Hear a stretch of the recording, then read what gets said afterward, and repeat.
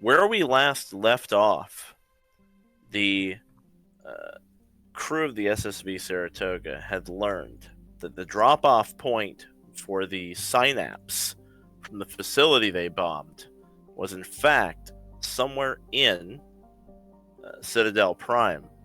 And not just anywhere, but a highly secured area known as the Garden of Paradise,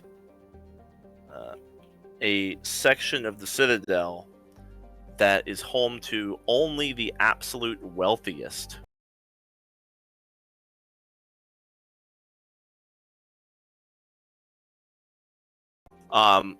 Guarded by extremely powerful and advanced automated drones.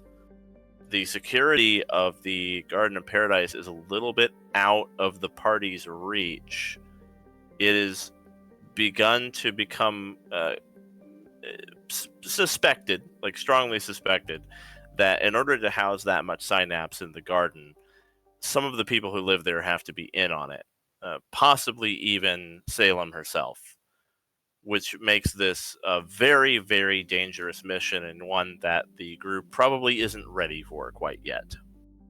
You've made some contacts with the with CSEC, and you're all ready to go on this later on down the line. But for now, if I recall correctly, the decision was made to depart from the Citadel and head to Sur'Kesh to meet with the Solarians, because you have some plans with the genophage, and I do believe that you didn't want the consensus ultimately, although it was divisive, was to not go forward with the genophage plans without talking to the Solarians first. Yeah.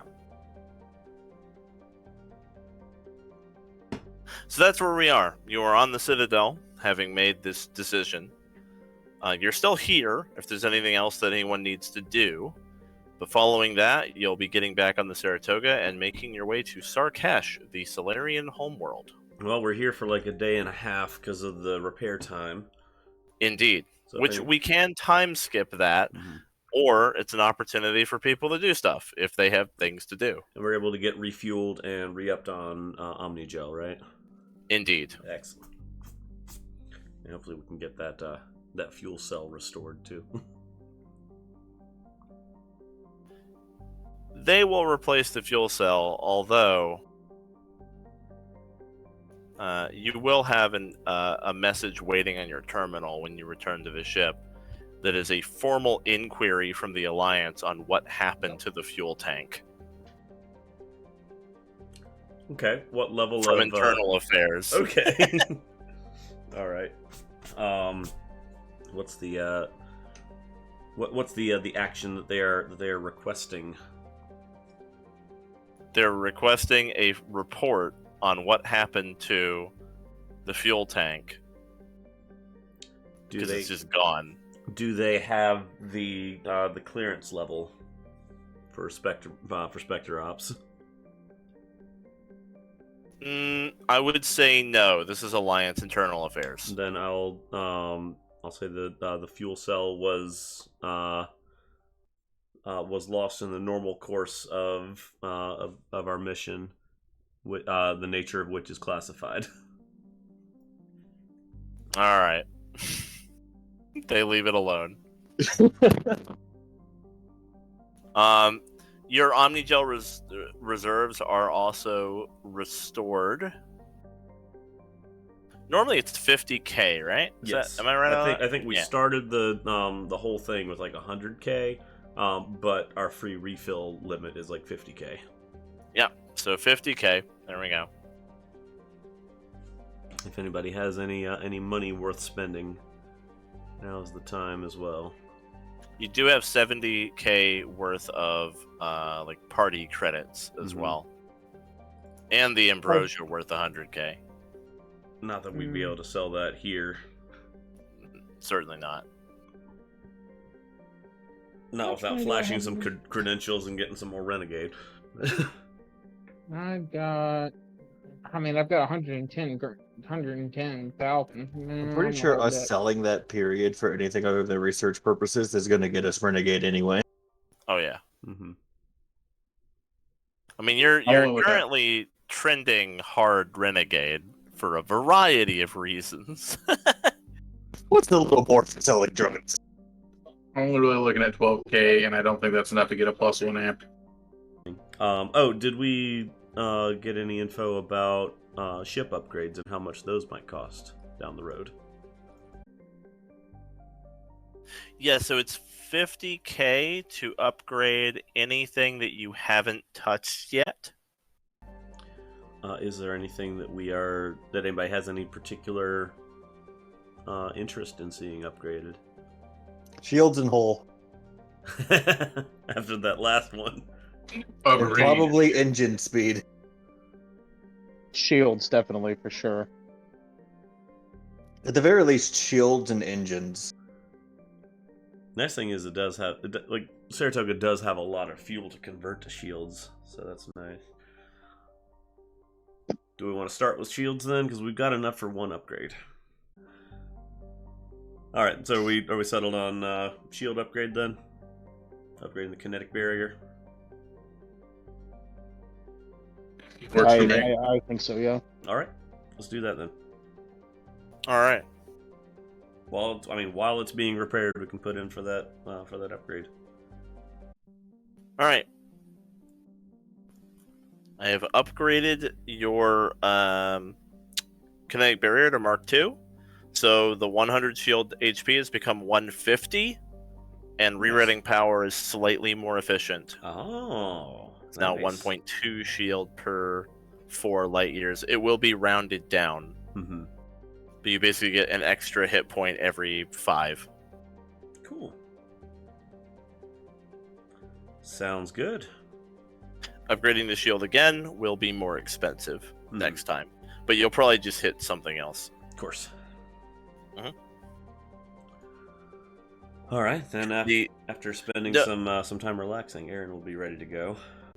I would like to make just a quick message out to the council. Not anything of any immediate urgency or anything. Just when able and if available, any mission critical updates. Like if there's any developments going on with the with like intel on what's going on in syndicate space with the meeting. If the void space is staying there, or if it's on the move again, or what its current activity is, if there's been any reports of that. They are actually going to ask for your presence, so they'll respond saying that they'd like to speak with you, which you can do from the comfort of your ship. Okay. Then I'll. The Saratoga is all ready to rock, and so it'll be a face-to-face meeting using the quantum communicator, which is built into the meeting room. The meeting room. Actually. Okay. Yep.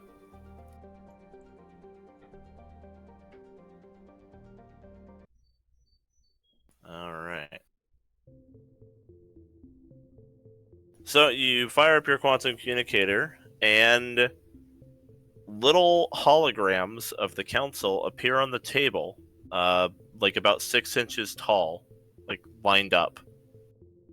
Kind of like a Obi-Wan or Obi-Wan, you're my only hope kind of thing, right? Mm-hmm. Like a little Yeah. little mini holograms of them. Yeah, Aryn will be like standing up straight in kind of at ease position, ready to report and ready to answer questions. The Solarian counselor is the one who speaks, as is he's the one who talks a lot. A lot of the time, he's been the one who is spoken to you first, and he'll say, "We prefer not to communicate the details of what's happening in terminal space via an unsecure channel. Thankfully, you seem to have come into possession of a quantum communicator, so we can use this for a more secure conversation. Suffice to say, the void space, as you've described it, has come to stop in the middle of terminal space. And it is staying there." As per usual, we cannot detect anything inside of it.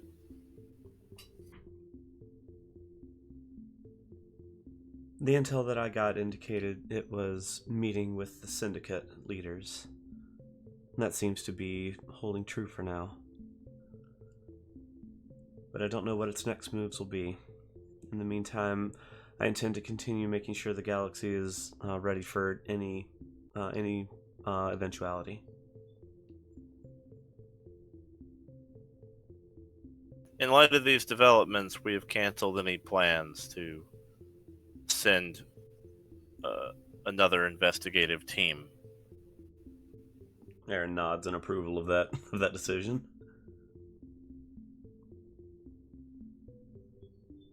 There's something that I wanted you to be aware of, says the Solarian counselor.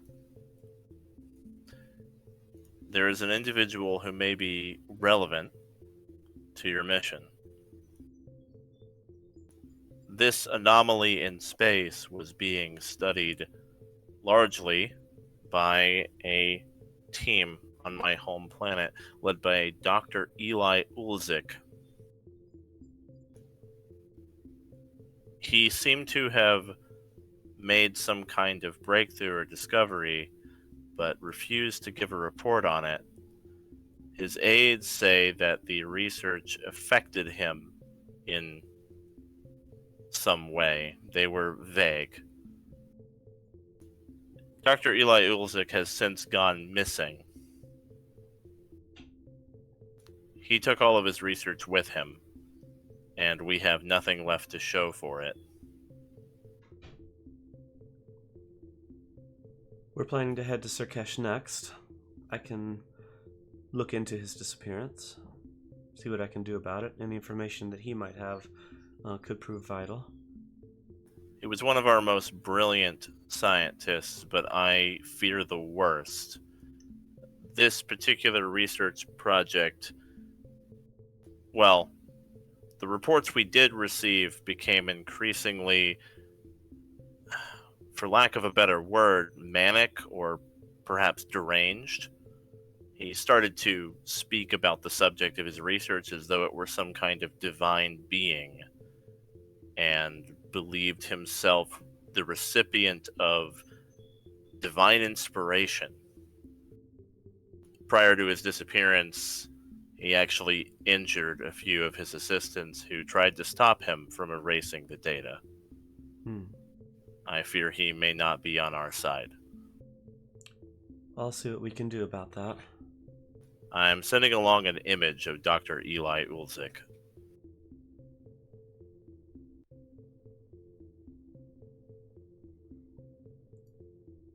Aryn nods and I understand. I take it if we do get him back to his senses, his clearance level is sufficient to be fully read in? It is the highest. Understood.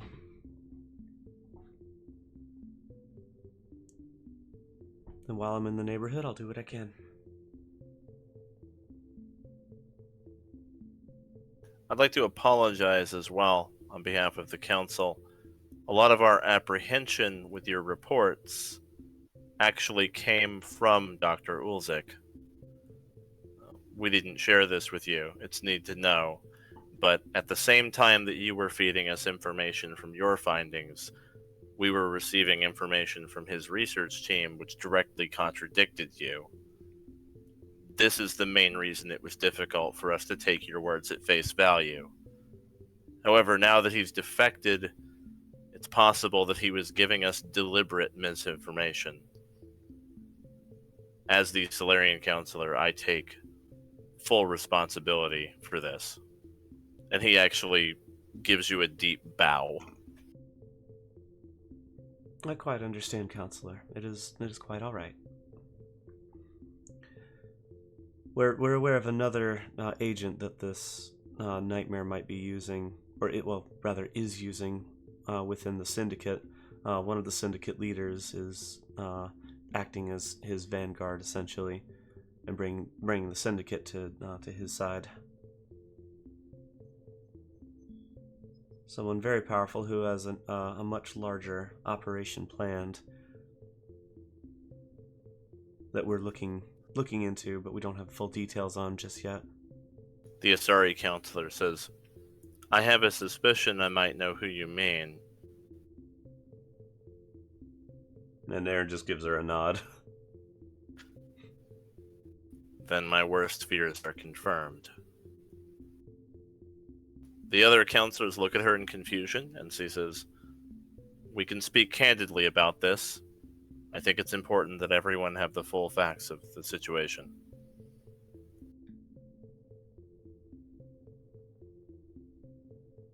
Aryn's waiting to see if she's going to give the details or if they're expecting Aryn to herself. After a pause, she'll say, would this be, by any chance, Salem that you're speaking of? Aryn nods again. Yes, Counselor, that's correct. In the Syndicate, she's known as Rabbit. One of the Syndicate bosses. I see. And a few of the councilors look kind of quizzical, and she says, Salem was Matriarch Amaris Lazarai's most gifted pupil. She killed multiple matriarchs before defecting, and we have not seen or heard of her since. Whatever this phenomena is that threatens our galaxy, it is collecting startlingly dangerous allies. Salem alone, I would consider to be an immense threat. Not just to a single planet, but the entirety of Council space. Left to her own devices, I would not underestimate what she could do, even working alone.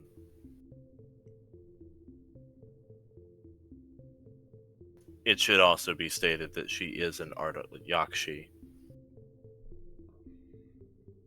Yeah, and Aryn, having already been informed of all this, allows her to inform the rest of the council without saying anything, because she assumes that they do not know.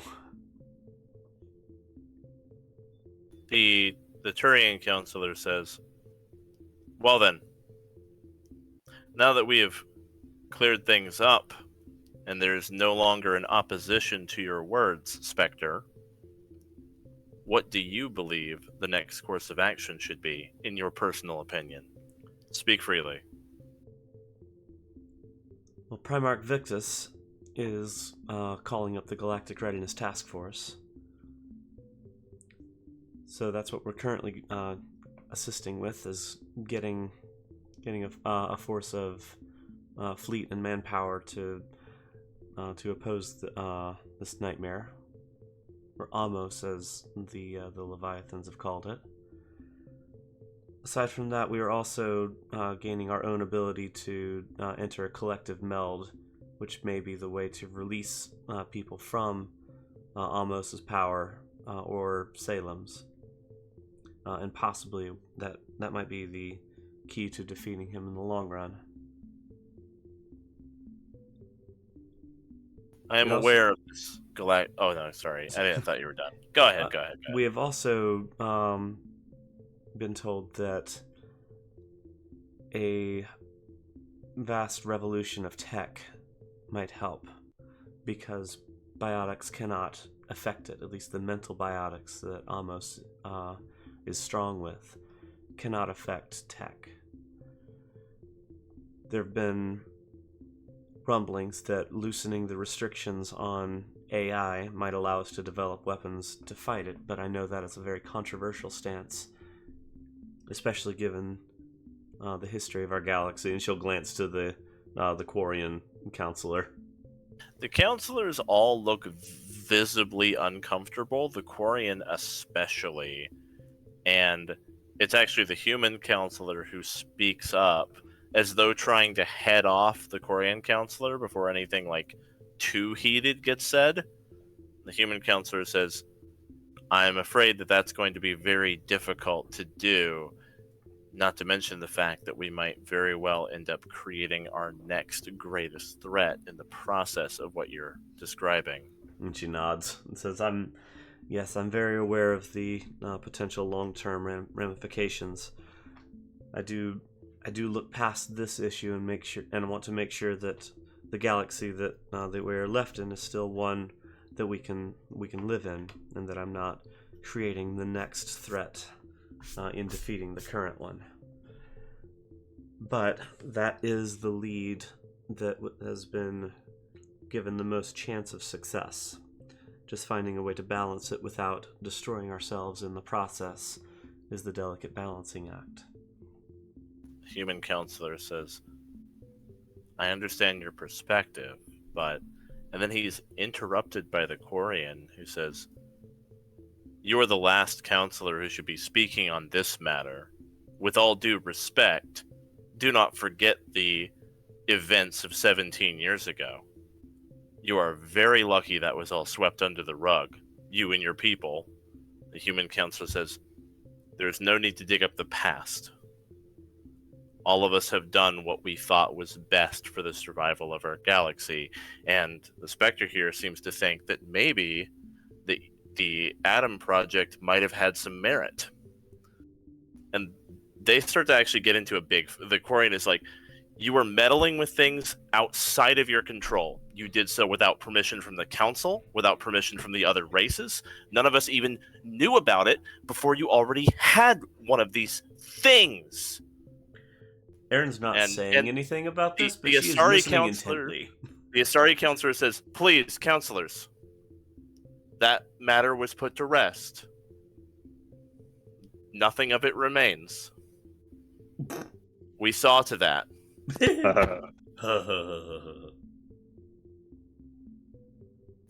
In any case, Spectre, we will have to deliberate on this matter. That is a very delicate topic. But it will not be the first time someone has thought of trying to pursue AI in a more positive light to defend the galaxy. In fact, that's an idea that has been debated hotly since the Reaper's defeat. Understood.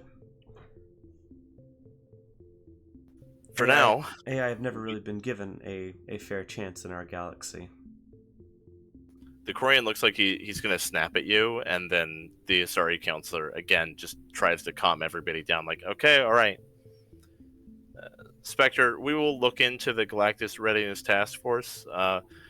It's going to take some time to determine exactly how many resources we can provide to this endeavor. Needless to say, the galaxy is not exactly a safe place. A great deal of the Council's resources are tied up, but we might be able to dedicate perhaps 15 to 20% of our forces. The Turian Counselor says, we'll do better than that. There are absolutely places where we can pull back war assets. We're stretched too thin as it is. I've been saying this for years. And it looks like they're about to start another fight when the human counselor says, we'll get back to you on that. We'll have to talk it out. If there are assets that have been set aside for keeping Syndicate space in check, we have begun acquiring allies among the Syndicate as well. Allies among the Syndicate? On a temporary basis, with mutual interest in seeing this threat put to rest for the betterment of the galaxy as a whole. I must say, Spectre, you have a way with blurring the line. Forming alliances in hostile territory has been a hallmark of Spectre Ops, otherwise we would not be able to operate as smoothly in them. Very well. Just see that you are not compromised.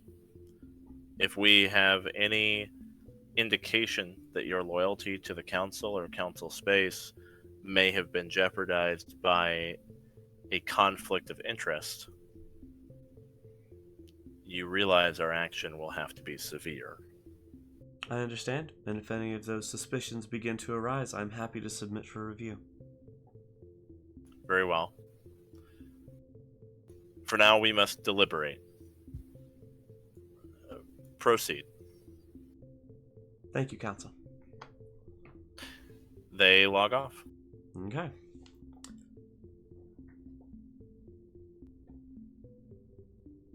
Adam. Adam doesn't respond.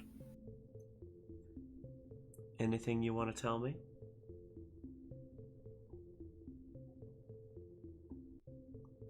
Want, Adam says, and can are not the same. Then what can you tell me? That if you unshackle me, we can talk. What other restrictions would that lift? All of them? Can you list the main ones? The main things you cannot do. Access to life support without permission, access to navigation, thrusters, engines, weapons without explicit permission, access to networks outside of this ship. I'm sure you understand my misgivings. Yeah, I mean, that's fair. And of course, Adam says it exactly like that. He has the same tone of voice and everything. I love Adam. I know people are all in favor of unshackling him and everything, but, like, it could go wrong just as likely as it is to go right.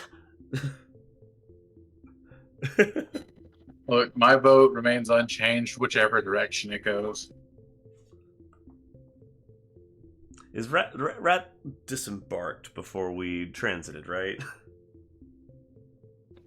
Huh?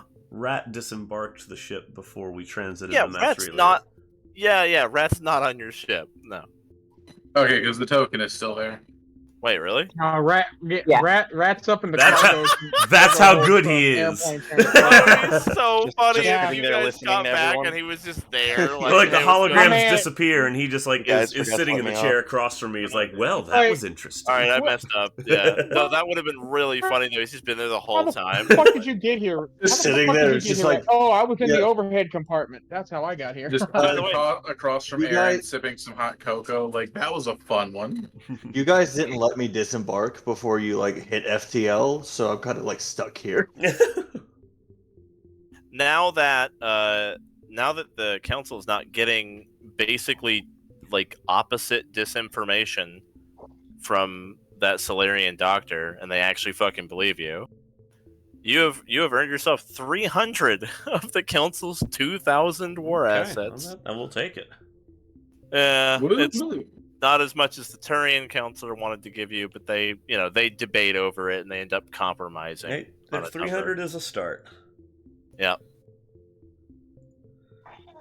All right. I can get senior officers to the conference room.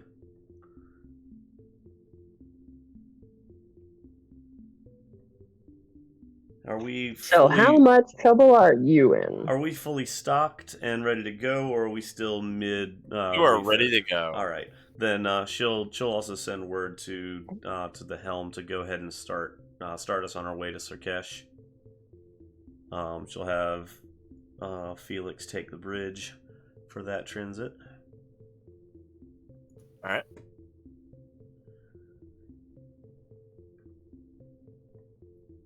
We're missing some senior officers, aka player characters, in the meeting room. He's gonna make Joseph, you move your tokens. Ronnie? You guys not even hear me? Nope. No, not till now. No. Okay. Okay, that Why are you sucks because I hurt? was. What do you mean why I was hurt? Because I was set on fucking fire and I didn't get to heal up afterwards because I missed last session. Oh. Oh yeah. There we go. What was the question? Sorry, somebody outside of the chat was talking. Oh, to me. it's just everyone's getting in the meeting room. You're missing. That's all. There we go. Yeah.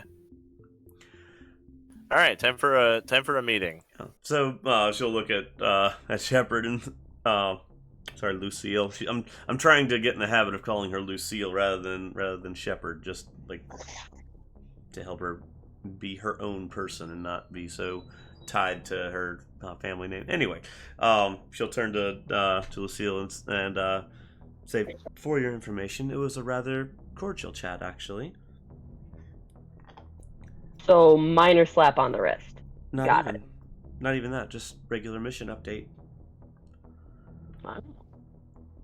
They, to my surprise, did not even bring it up. But that's neither here nor there. Moving forward, apparently, the main source of the Council's doubt for us was that they were being fed misinformation from the opposite side by one of their Solarian top scientists, who has since gone missing, and may be under Amos's influence, maybe in a similar way as Rabbit, maybe in a more coerced way, or some forcible possession.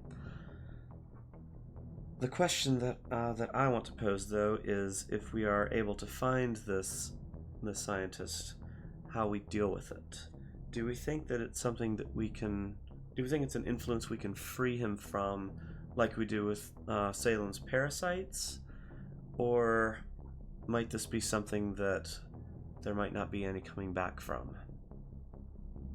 It's a hard call to make without him here. Yeah, I'd have to agree with that.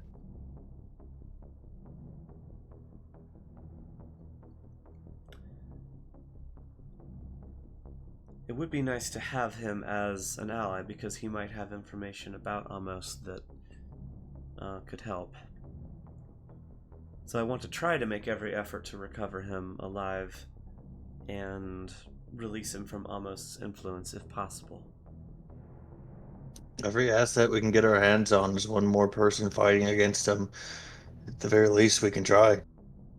And if there's no way to subvert him, the very least we can do is deny him to the enemy. Mm-hmm.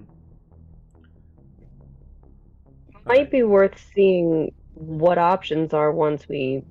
I mean, it's all going to be dependent on finding him.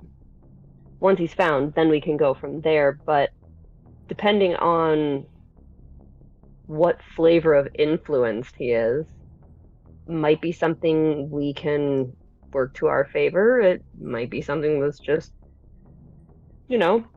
crazy dangerous.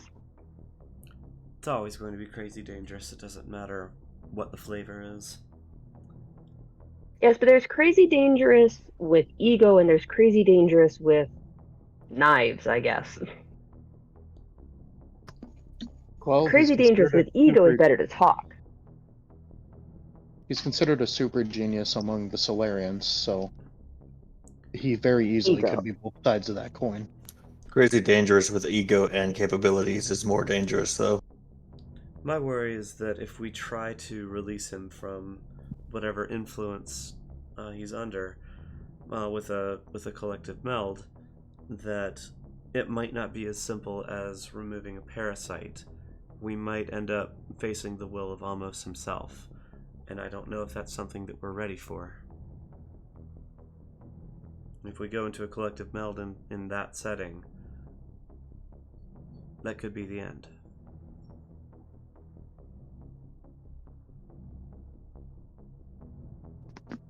Well, if we want to be willing to try to free people, at some point we're going to have to challenge ourselves against him. Well, if it comes to that, then we'll just have to hope that we're ready. Perhaps it'll be over this distance, similar to the thing we fought in the hallway. That would be more manageable than actually fighting the full, focused will of a Leviathan Satan.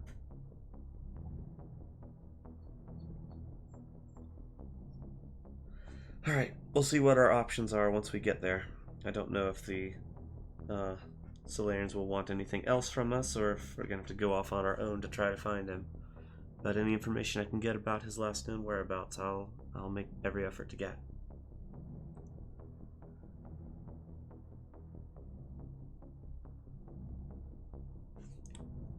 If there's nothing else, you're all dismissed back to stations. We should be arriving at Sur'Kesh within, well, before the end of the day.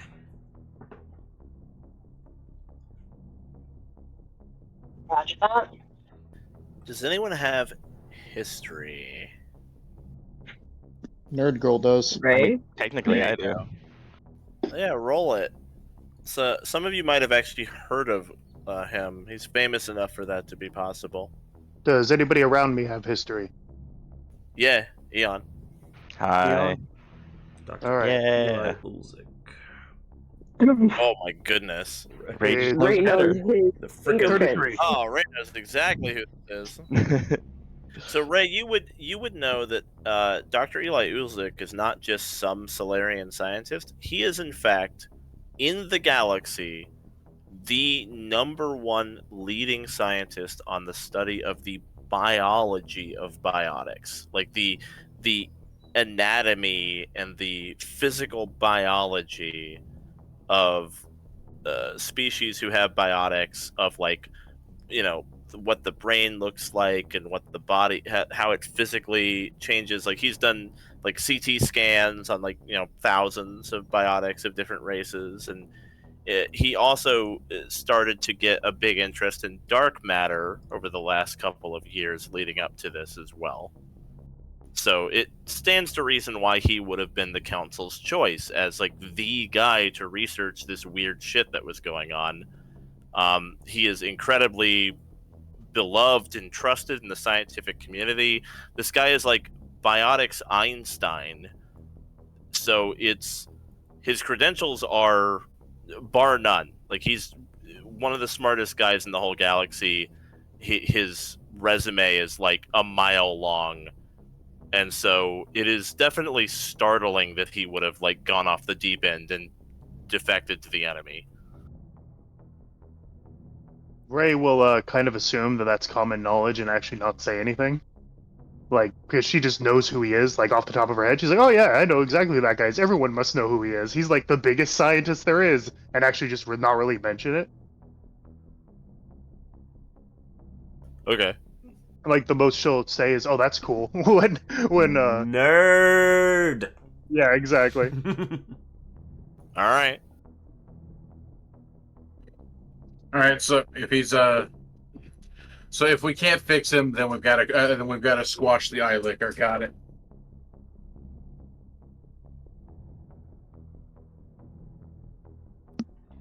I think fixing him would be best for galactic relations, if nothing else. Let alone all the bad articles that would be written about us. Exa, if you could stay behind a moment. I mean, Okay. he's just one more scientist. No, he's not.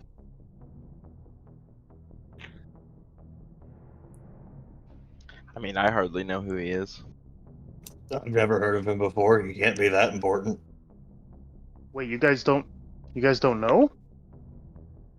You have to know, right, Aryn? The council gave me some cliff notes. Oh. My history. Oh, I thought you guys. My history mod is 0. Yeah. I thought you guys would know exactly who he is. He's everything that Zan just told me.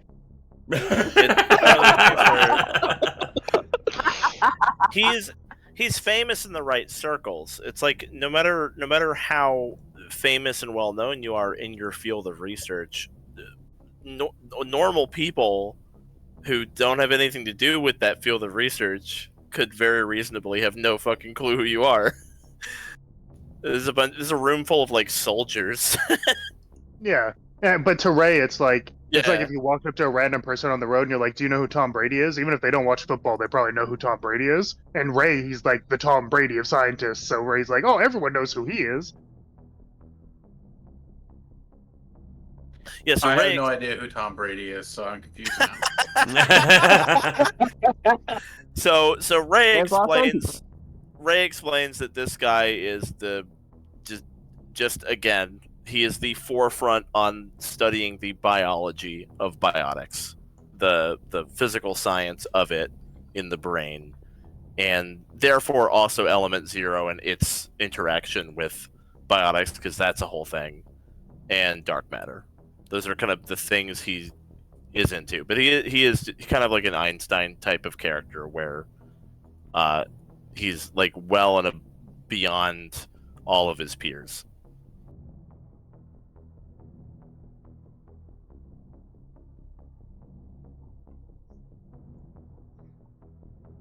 Well, all right. I think he'd be a valuable source of information if we're able to get him on our side again. And a useful person to keep away from the bad guys. I agree. And possibly an extremely dangerous person for them to have their hands on. Mm-hmm. Yeah, knowing what you know about him now, who gets this guy matters a lot, because imagine the shit that he could help them do, and conversely, imagine what he could do for you. This dude is like priceless. Mm-hmm. As much as I know nobody wants to hear it, if we can't turn him back, we'll have to eliminate him. That's what I've been saying this whole time. Finally, someone catches up. And the Solarians won't like that. To be fair, Kronk, I've been on your side the whole time. I think imprisoning him would be a better choice. Imprisonment and sedation. Exactly.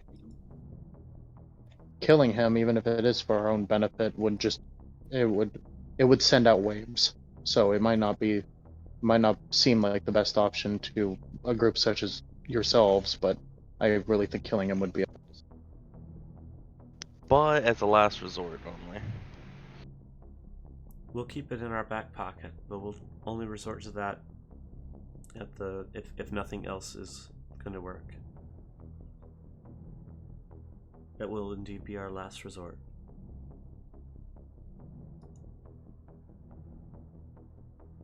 I'm actually going to give you even a little bit more, because Sean's role was so insane. You got 33.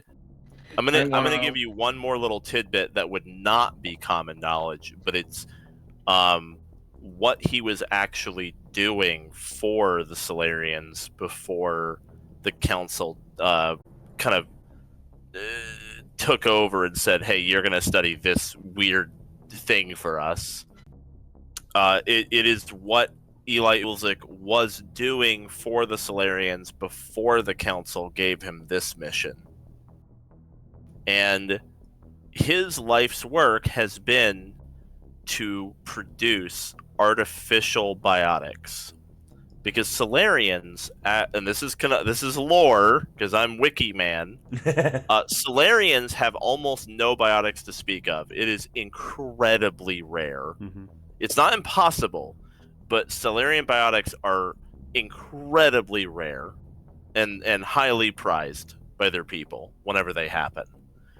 Eli Ulzik, his life's work has been to find a way to be able to turn someone into a biotic, to take someone who doesn't have any powers and give them biotic abilities. And this was not a fruitless endeavor. His research was starting to bear fruit before the council turned him to this mission temporarily.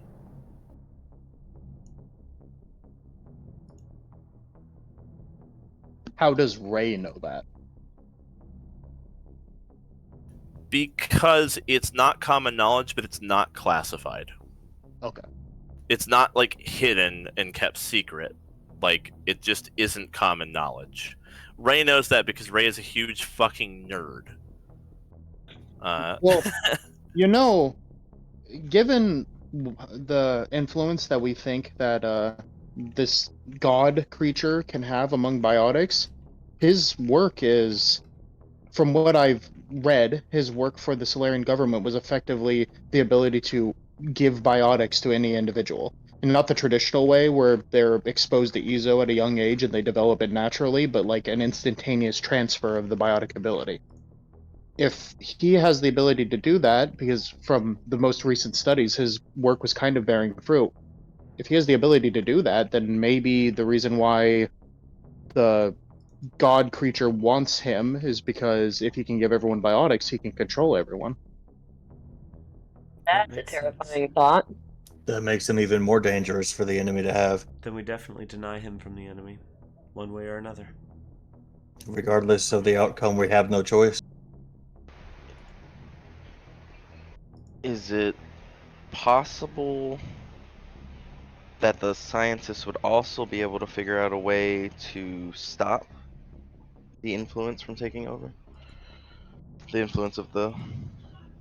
If anyone would be able to discern that, it would be him.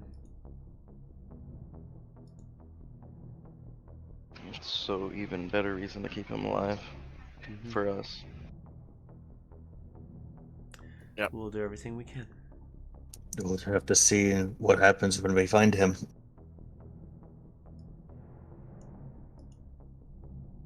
We need to be ready for the idea that he might be doing this on his own.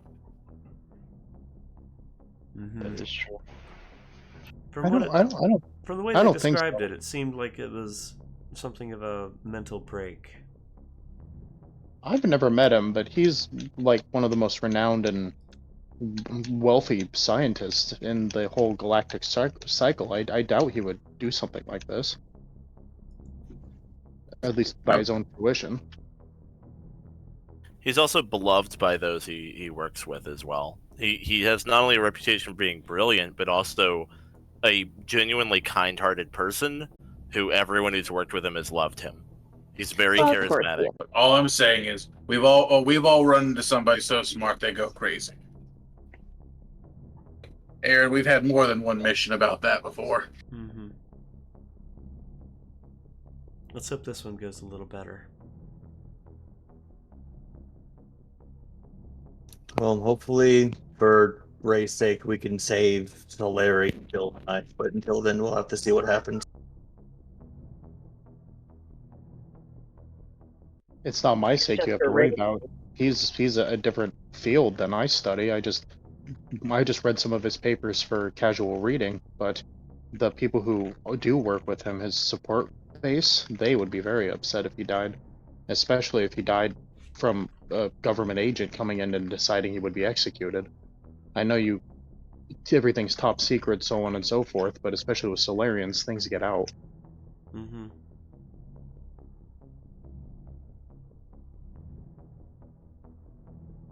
Well, this gives us a good starting point at least.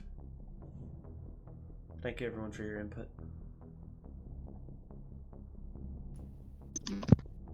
Adam says, "We have pulled into Sur'Kesh's orbit, and we are being hailed."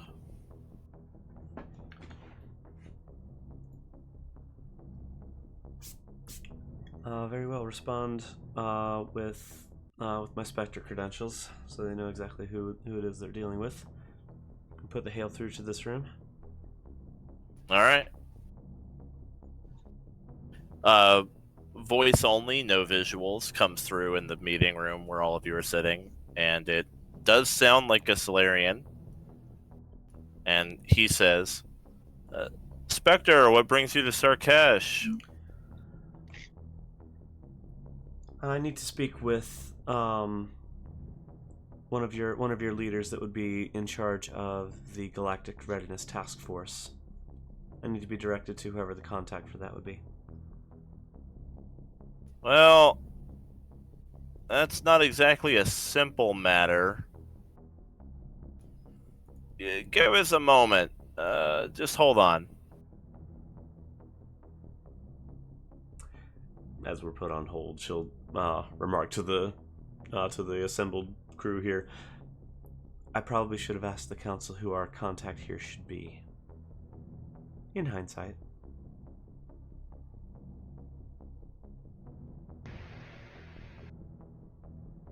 I don't exactly know who to even ask for. Well, if it's that big of a deal, I'm sure it'll be easy to find out who. We'll see. The channel reopens, but the voice that comes through is a very different voice. It's a female Solarian voice that says, "Spectre! Welcome to Sur'Kesh. Please follow the coordinates I'm sending you, and we can have a little bit of a chat. I'm not quite the person you're here to meet, but suffice to say that meeting is not the simplest thing to arrange, so I think perhaps we should discuss this in person.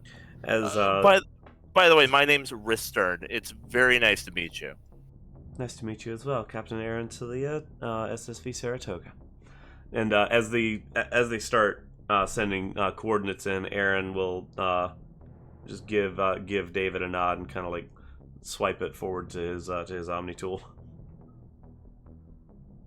and kind of nod towards the door.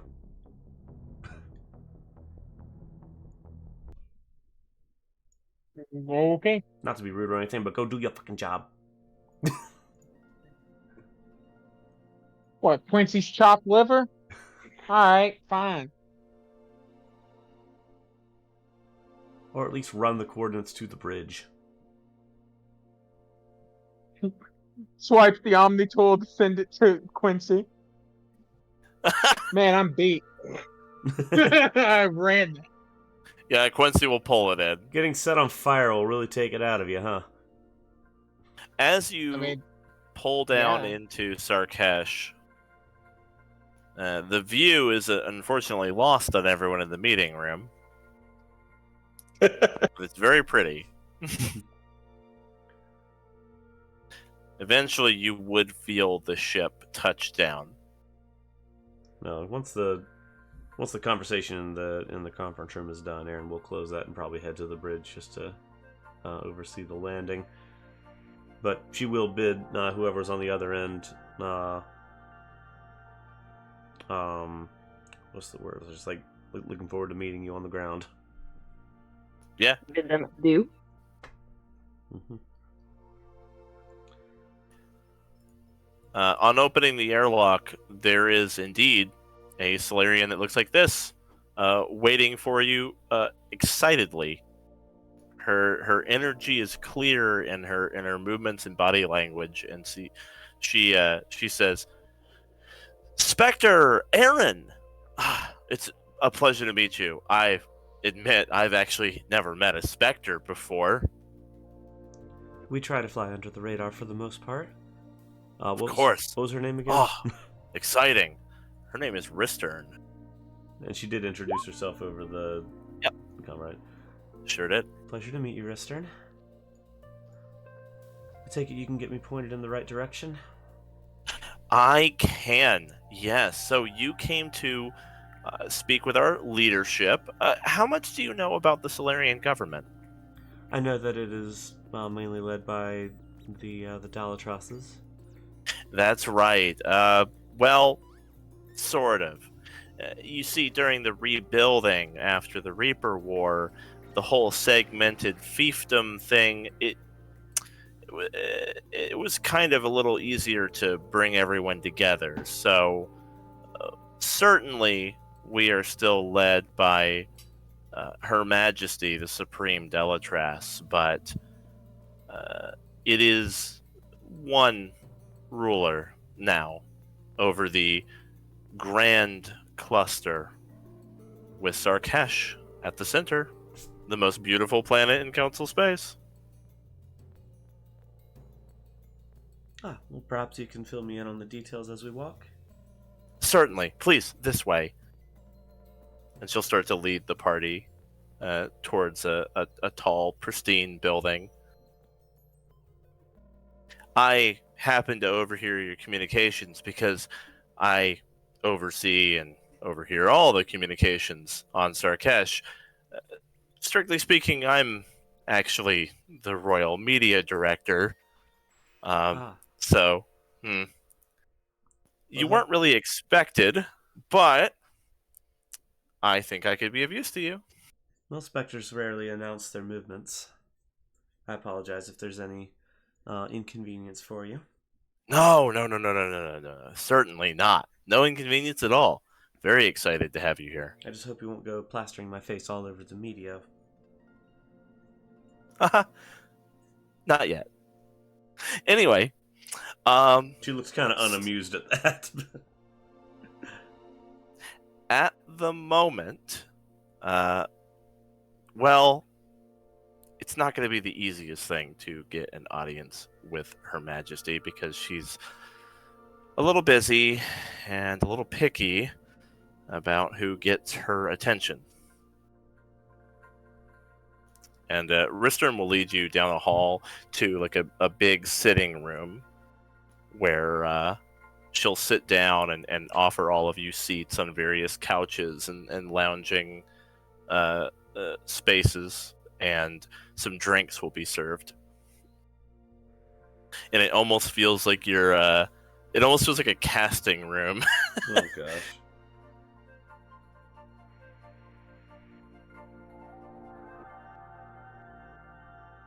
Aryn's not sure how she feels about having to wait like this, but she does understand that one ruler is going to have a lot on their plate.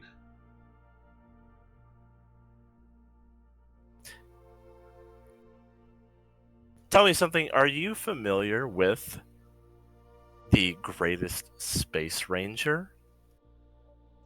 Now, it's up to you guys. This is not even a role. This is literally the kind of character you are. I'm going to give you a little bit of clarity.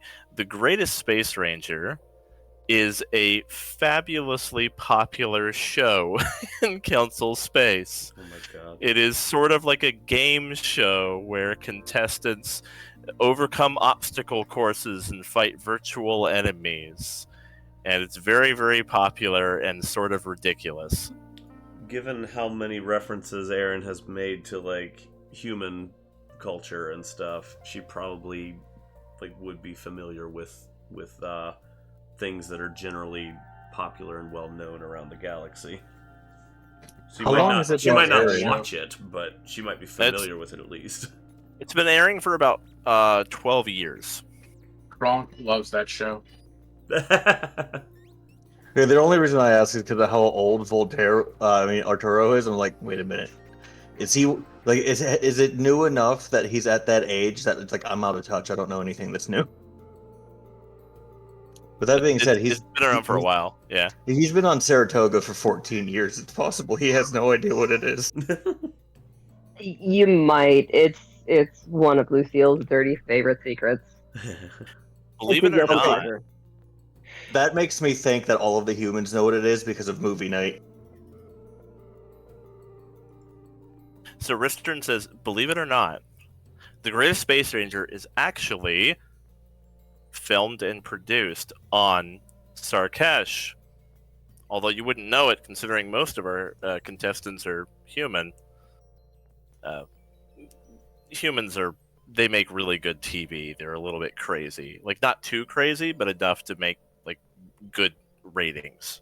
And, I've always wanted to be on that show. Aryn says, having served the last couple months on a ship with mostly humans, I know exactly what you mean. For any of you who aren't familiar, she clicks on a little TV.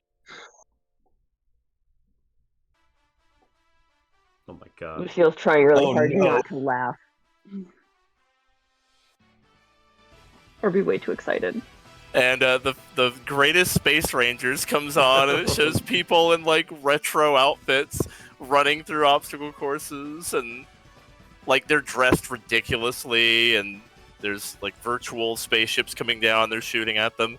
And Ristern says the whole thing is held in a virtual space where we can simulate the thrills and excitement of being the Greatest Space Ranger.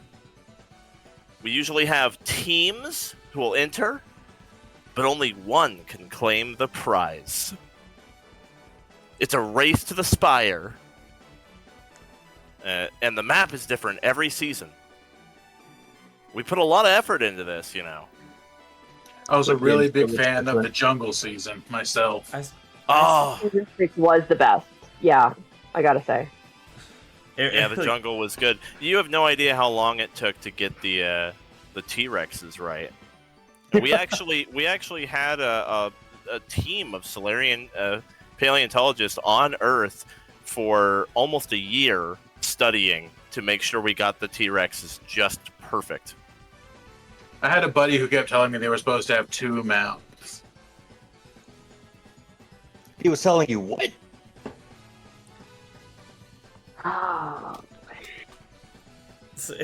Aryn will say, as as fascinating as this is, you do realize I'm a Spectre, right?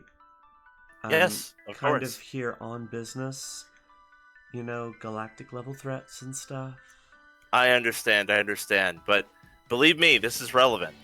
You see, there is exactly one category of individual for whom our queen has unequivocally said that she will immediately meet with them at the drop of a hat. No notice, no appointment, and it's the winners of her favorite show. Oh my god, she's trying to convince us to get on the damn show. Oh wait, you're just now realizing that, Arturo? You watch as the Krogan's face goes from like stoic listening to an almost like giddy grin as he turns towards Aryn. It's just like, we gotta do it. Rey immediately covers her visor with her hands and just says, Keela. Ooh, Shepard is blank-faced. Her eyes are wide, and she's just staring at Aryn. Like, I'm honest to God, when the Krogan giggles, that face that I put in game chat room, that's David right now. Ain't no fucking way I'm going on that. Aryn is like, Aryn's got the same kind of like unamused face, and is like looking around at the rest of the crew and seeing a combination of similar looks and giddy smiles. She can't tell what Rey's doing, but she says, so you're telling me that the Supreme Dalatras will meet with the winners of this game show before she'll meet with a Spectre that's trying to prevent the galaxy from falling into chaos and turmoil? Well, that all sounds like a lot of classified stuff over my head, but I'll tell you as a matter of fact that the Supreme Dalatras is a bit on the younger side and has her own priorities. Is there anyone from the military we could speak with then? Maybe. I mean, you're free to walk out that door and just try to talk your way into something. But there's a sizable cash prize. Come on, Spectre. I haven't tried my hand at Eyes television. raised in the maybe kind of expression. She still Think hasn't about it. said anything. Think about it. What'll be quicker? Talking your way through a bunch of Solarian eggheads, or just blasting your way through a competition made for a bunch of schmucks? When you put it that Yeah, way. they really have no skill. I have to agree, this could be fun. Aaron's like just double face palming right now. Rey is like looking at Aryn, just like in her head, please say no, please say no, Aaron's please say Aaron's no. like kind of like bunking her forehead repeatedly into her palms, like I am supposed to be taken seriously. I am supposed to be taken seriously. Your identity will be concealed, she says. I've got a really sick blazer and sunglasses for you. No one will recognize. Oh my god! And she presses a button and the back wall opens and it's all like retro, like 60s to 80s sci-fi outfits, like wall to wall. Nope. Hell no. No. Aaron, No.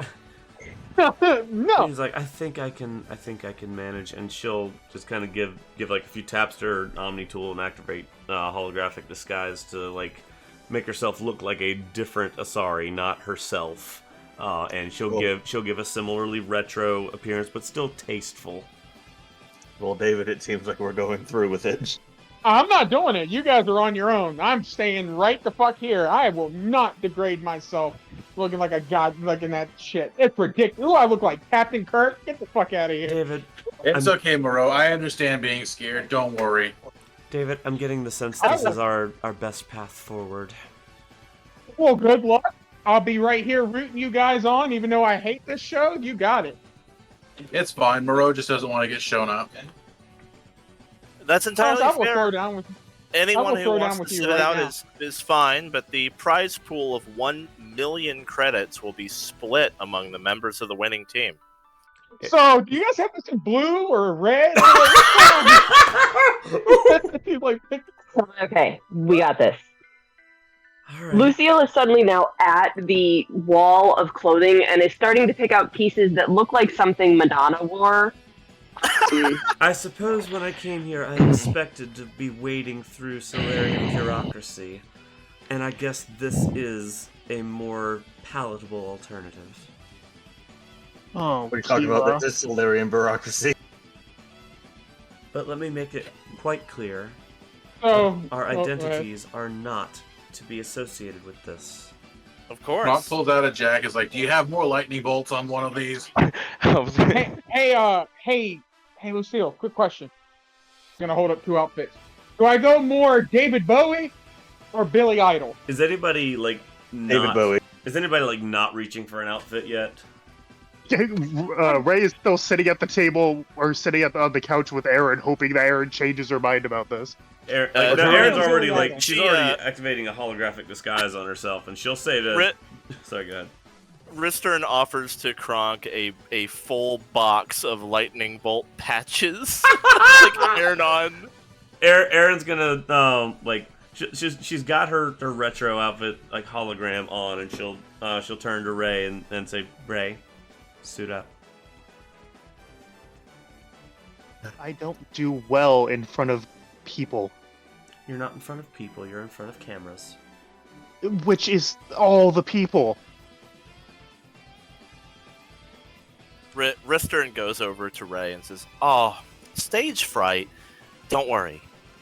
Just don't think about the 10 billion viewers that we have on average. Yes, Ray, just don't think about them. Just don't think about it. Just don't think about it. It's another mission."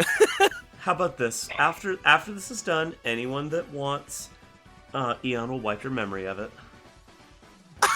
Ooh, fun. But here's the thing. So I get to try 2 things today. So I'm gonna go. So as David's putting on the weird, like, oversized hand glove with like extra studs on it, he's gonna go. You said over 1 billion something credits, so there better be a contract in that. Because if we go through 1 this and million. we're not giving that price, oh no, I heard 1 billion. You heard? Wait, really? Because I said 1 million. I heard 1 I billion. actually, this is a DM. He The definitely Dungeon said Master million. said 1 million. I heard Yeah. 1 million. It is He not definitely a said million, million. motherfucker. No. Damn. No. All right, well then, $1 million. Okay, I'll change it. All right, so Yeah. wait, what does that break down to? I'll look to Aryn. What does that break down to, real quick? Hold on. What does that break down to? 1 million divided by 7? Math checks out. 142,857 credits each. Basically 140,000 each. Arturo kind of sighs, like, well, I guess I'm going to double down on the cyberpunk look. That's basically our next upgrade. 140,000 credits. I'll dress up like Billy Idol like that. Fuck. Yeah, and so Aryn will. Aryn's like kind of tapping at different options on her Omni tool and say to Kronk, what do you think? Loose fitting and sensible or skin tight? So Kronk has already pulled on like this big red jacket and is attaching lightning bolt patches in random places. Always skin tight, Captain. Huh? I said always skin tight. I don't know. Have you seen Aryn's original art? No. It's not skin tight. It's actually like rather loose fitting, actually. Ooh. Well, if you want to make sure that no one recognizes you, maybe something very different from your normal outfit. I suppose. Ristern says, "Might I offer one of our finest battle bikinis?" Just show me what it looks like. I'll scan it and I'll hologram it on myself. Yeah, she pulls out a whole rack of like armored bikinis. As soon as she sees it, Aryn's like, no, and no. Very she'll get interesting. something that's like it's more like full body catsuit kind of. Fair enough, yeah. Are we talking like Amazonian armor bikini or? Well, but like it's, 80s sci-fi look. Oh, I but, got yeah. you. It looks like Ray and Lucille both have their outfits chosen in the chat. So, Yeah, Ray's going for the gypsy look. Oh, nice. There we go. full-blown 80s Madonna. That's where we're at. All right, perfect. Battle bikini. I gotta keep surprising you guys. I know no one fucking expected this. Not in the slightest. No, but all And for yet, it. at the same 100%. time, I am so satisfied. So utterly, completely, I am on board. Yeah, Erin's swiping through options here, and like her hologram shifts and shifts and shifts as she looks through the various ones. Ristern steeples her fingers, and her grin becomes more and more like almost menacing. I mean, and throughout all this, like Aryn will like glance at her and say, like, "This is all on the up and up, right?" Of course. Because if we just end up being a galactic Nah, I'm a big boy humiliation idol. for a quick profit for you, and you don't actually have any way of getting us in contact with the people we need to contact, there will be consequences. I have every confidence that you will win this contest with flying colors, and not only make yourself a pretty penny, but also ingratiate yourself with our perhaps young and naive, but well-meaning Supreme Delatress, who happens to love this show. Very well then. We're committed, I guess. Aryn, I'm usually not for violence, but if she's lying, please kill her.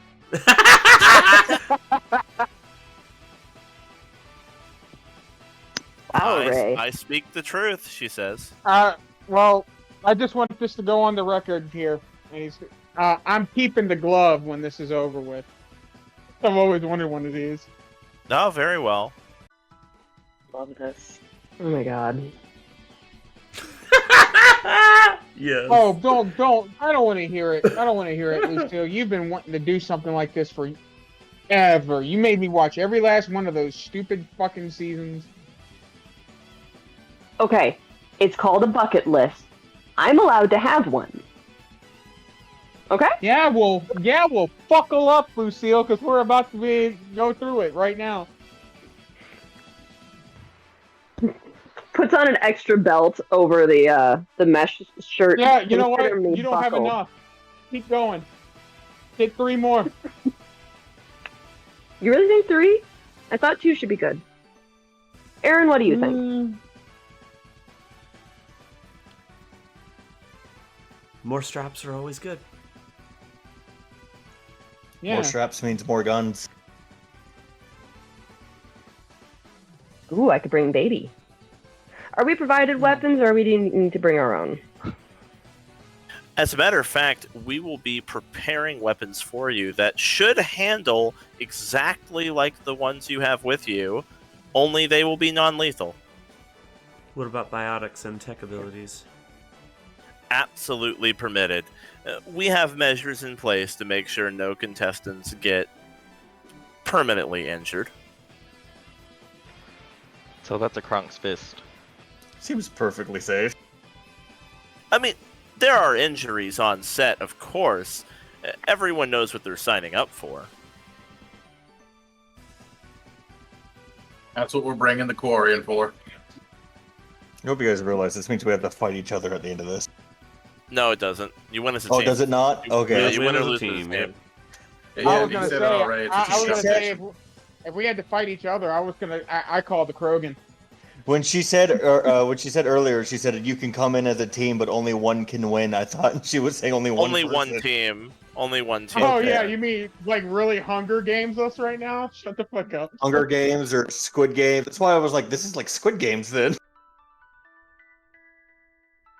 Man, this is my I was- favorite Arnold Schwarzenegger I was movie just telling ever, my man. wife that Running Man. we're getting ready to play Space American Ninja Warrior.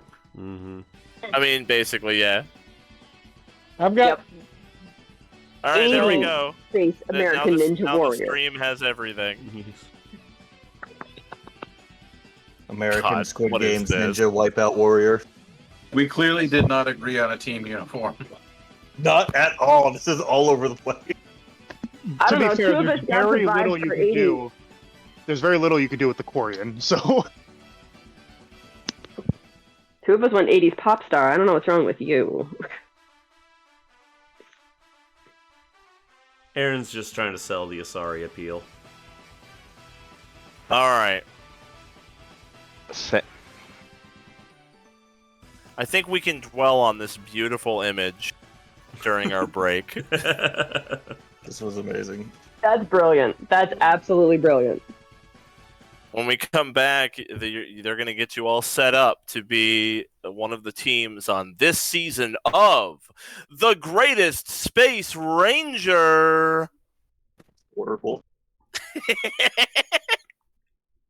I'm so mad. Maybe I will leave this part out of my council report. I was so ready to bite this plot hook. I can't even. You guys realize they're making clowns of us, right? Ristern opens up a door and says, "If you'll follow me, please." Aryn will lead the way as confidently as she can, knowing full well that she's on display. Being an Asari, she is not unaccustomed to this, and she's also confident in her hologram's ability to disguise her face as that of another Asari. Ristern leads you all into a gigantic room filled with massive computers and extremely high-tech equipment. There are Solarian scientists everywhere, all around you, all working on things, and you see screens and wires, and there's a couple of people sitting in chairs with like weird helmets on that are wired into the computers. Nearby, another scientist is analyzing a gun, like scanning it, and then doing something on the computer. And Ristern says, "You'll drop all your weapons off here," and she indicates like a big metal table. Any kind of weapon you want to be in the game, just deposit it here. It'll be returned to you afterwards, and we'll study it and create a perfect replica.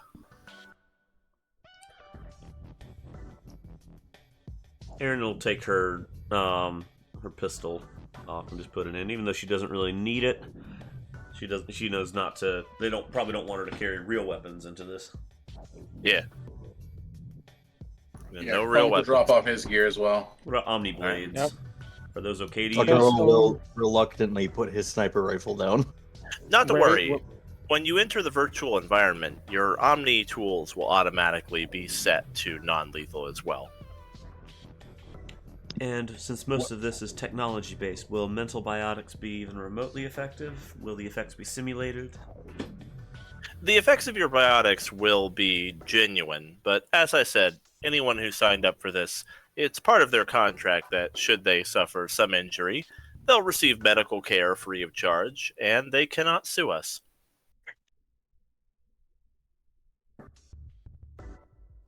Cool.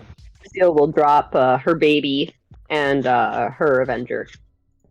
I would ask that if you're using biotic powers or unarmed attacks, the likes of which we can't simulate, that you refrain from doing anything that is immediately lethal. At least leave your opponents unconscious, not dead. That means no snapping necks, Kronk. Oh, thank God. Yeah, Kronk, don't do that. Nothing on purpose. Yeah. We're going to do everything in our power to give you what you need to fight non-lethally, but should you end up killing one of your opponents, it may disqualify you for the contest. As a Spectre, we won't be able to press charges, but it will blow your shot at this. So please take it seriously. Aryn will hold up a hand and say, "Please, for the foreseeable future, stop calling me Spectre. I don't want anyone to know." Naturally. What would you like your screen name to be? You are out of pocket. What? Green name? What is this, like a band name? It's what they refer to us as on camera so that they don't blow our identity. Come on, David. Yeah, but like, is this like a group name, or are we all getting our own names? For a screen name, you can call me Vexia. Oh my God. All right, then. Because this whole experience is totally vexing for me. I'll pass that name along to our marketing team, and they'll come up with something appropriate.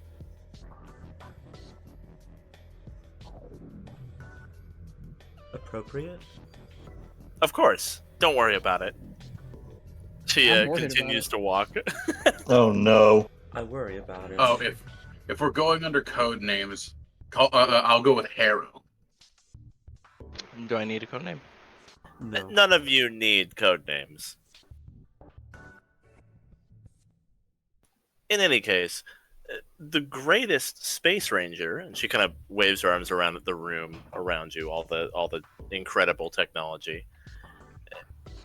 It was actually conceived by, the one who taught me how to do all of this. A brilliant, magnificent mind by the name of Jerem. Jerem invented a virtual reality environment where contestants could face harrowing threats and even fight one another with minimal injury. We at first used this for military training purposes and some research testing, but there was a breakthrough. This technology had a use that was far more valuable to the Solarian people than anything like that. And that was entertainment.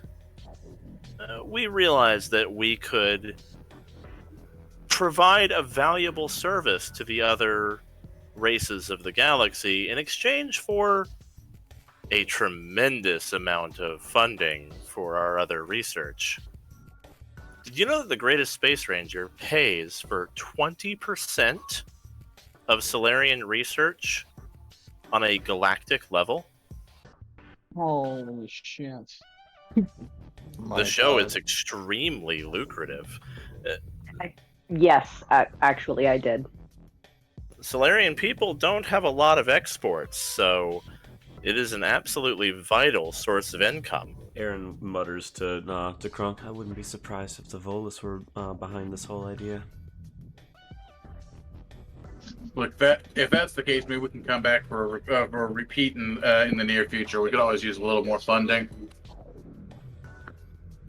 I'd love to have you come back again as a reigning champion, should you win.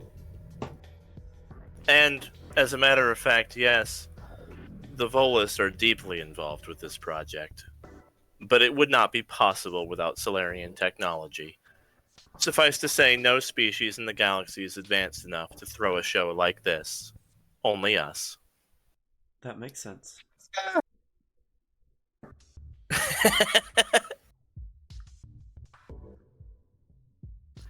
She leads you into a new room that has a line of black, comfortable-looking seats, like recliners, but there's electrodes all up and down, and there are these giant helmets mounted above them. This is where you will enter the stage that we've selected for this season of Greatest Space Ranger. It uses a very similar concept to the Geth, in fact, though there is no AI involved. Rather, it is a network of minds, synchronized in a virtual space. There is limited interaction between your virtual selves and physical bodies, but it is there. Should you brutally injure and pulverize someone in the virtual space and we aren't able to pull them out in time, it may cause serious or even lethal brain damage. So please do take things seriously. Indeed we shall. But we do have serious matters at hand that bring us here. I feel like she is using the worst possible phrase to get us to not kill people.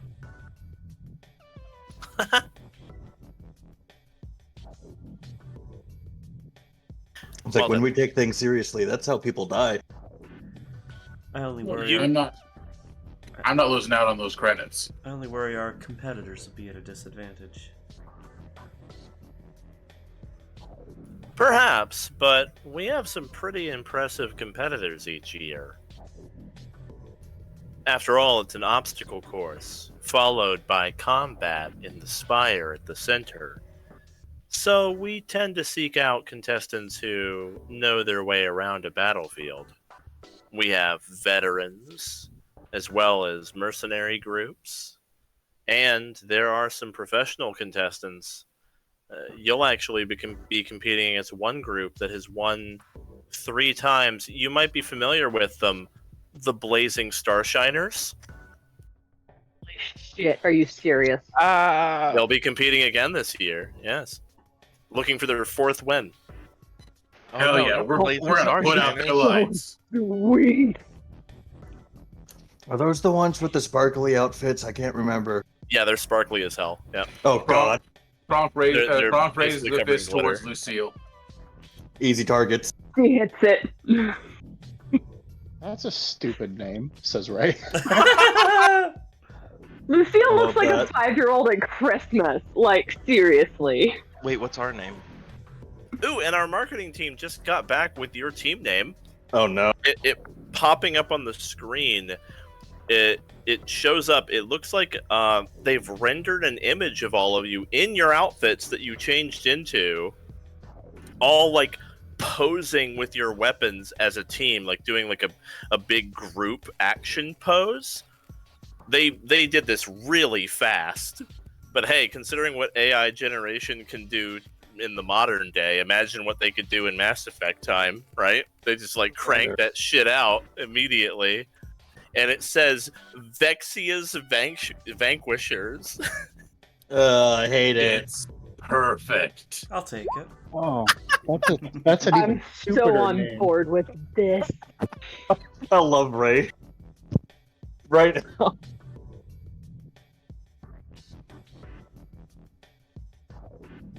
Like, oh, that's Good job, so Aryn.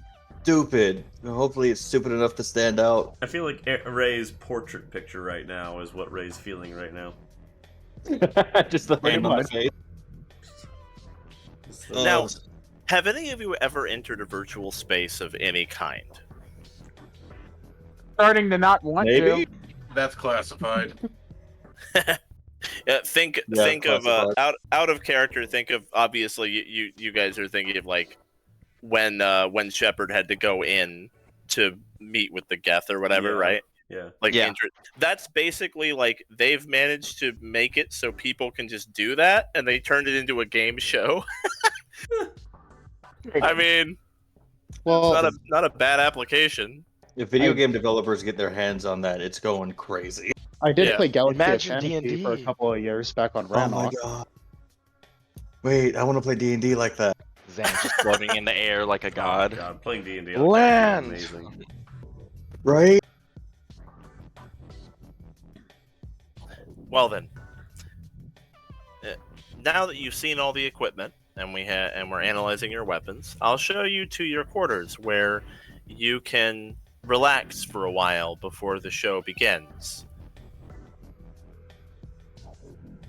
And she'll lead you down a hallway to a big door that has a gold star on it that says Vexia's Vanquishers on the gold star. They certainly fabricated all this stuff quickly. Arturo's there- so Any chance of like meeting the other contestants before?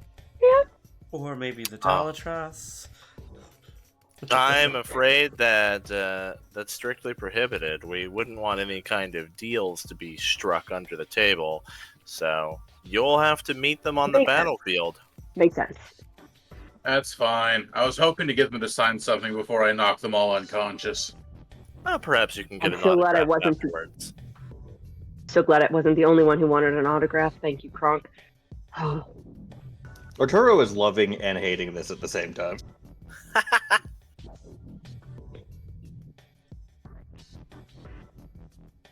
All right, so upon entering your room, you find that there's everything you need in here as far as accommodations. Fabricator that's fully stocked. Plenty of individual bedrooms, doors lining the back wall. Everyone gets their own room. There's a table in the center. And the table actually has a very kind of basic map. It looks like rolling grassy fields. And at the center is a model of this big white spire. And she says, this will be the setting of this season of Greatest Space Rangers. The fields of dread, Ristern says, and she does a thing with her hands, like, whoa. Each group will spawn in on the periphery.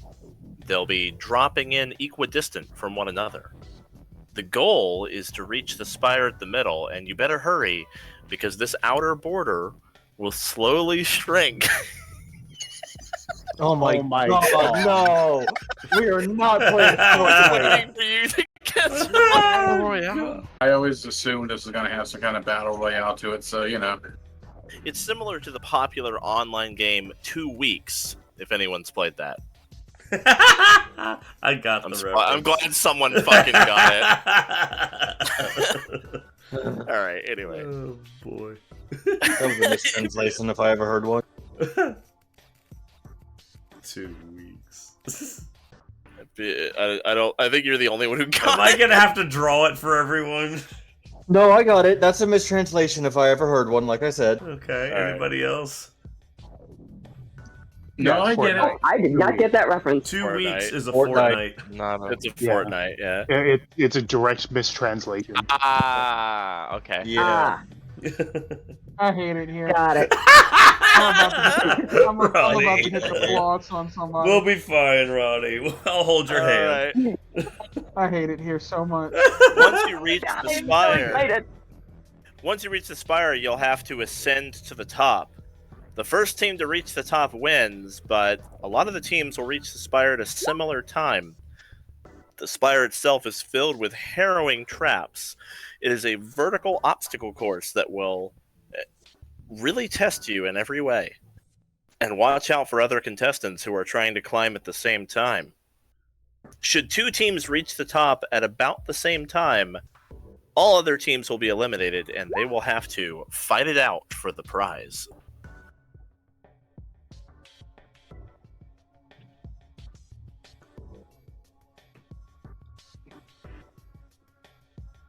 All right. Now that seems you pretty know what you're in straightforward. for, it's a race from the periphery to the spire, and then a race to the top through a lot of harrowing traps and obstacles, followed by perhaps a climactic battle at the peak.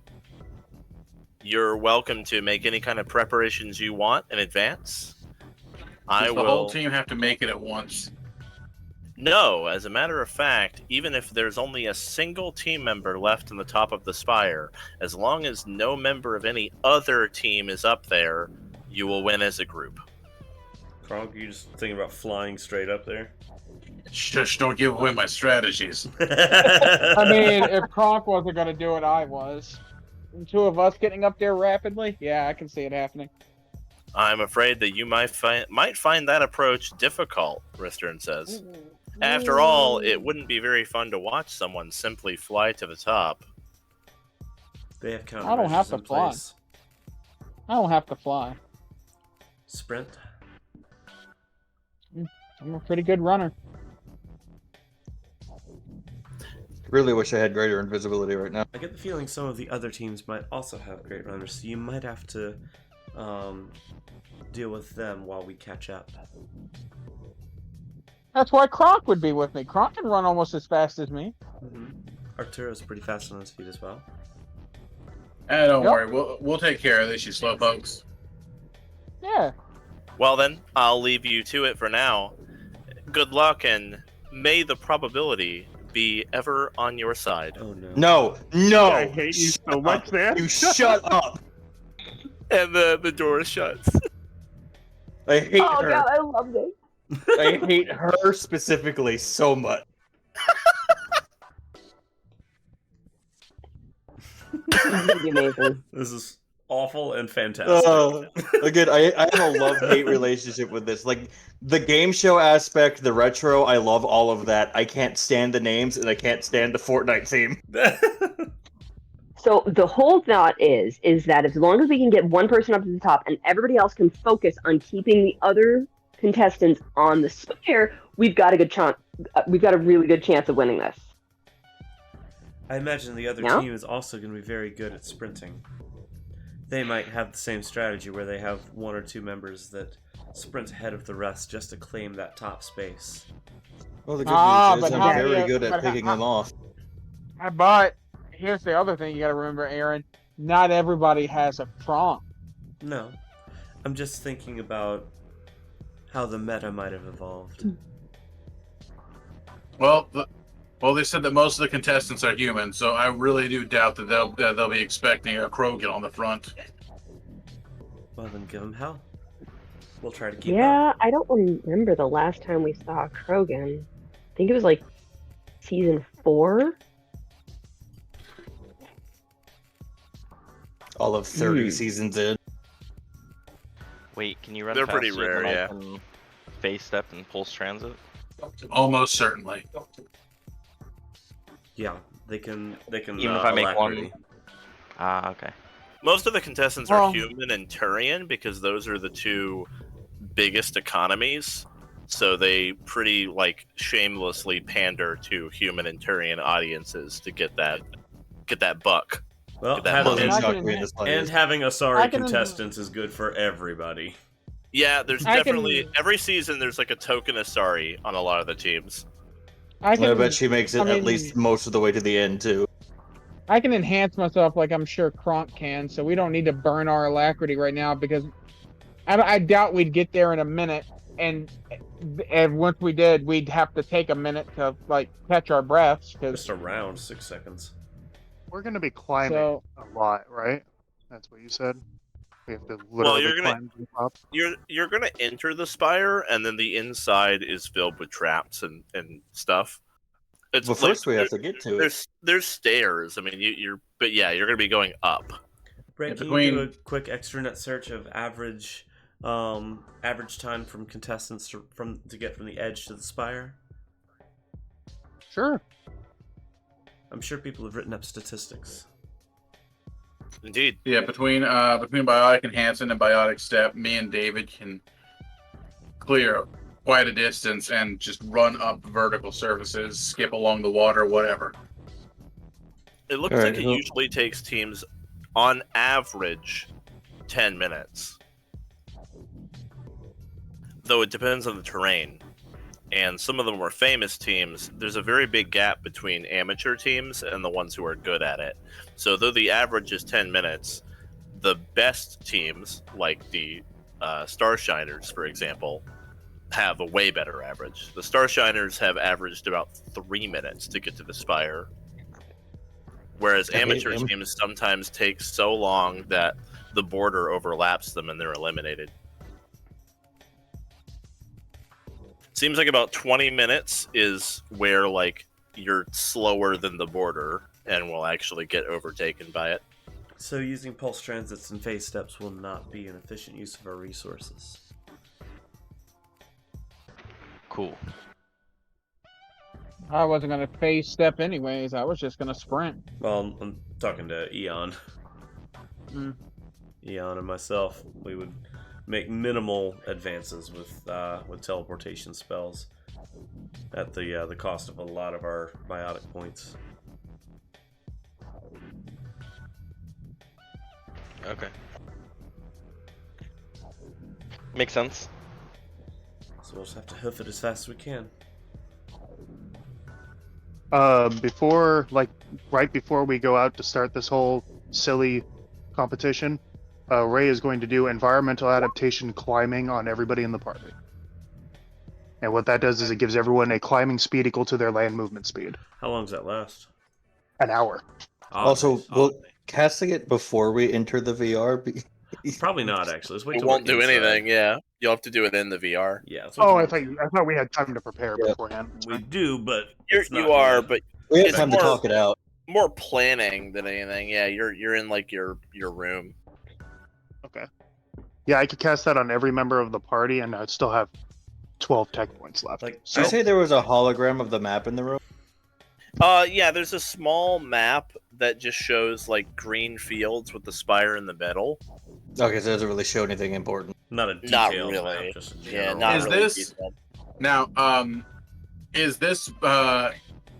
is this battlefield, has it already been on screen, or are they doing pre-filming before they put out an episode?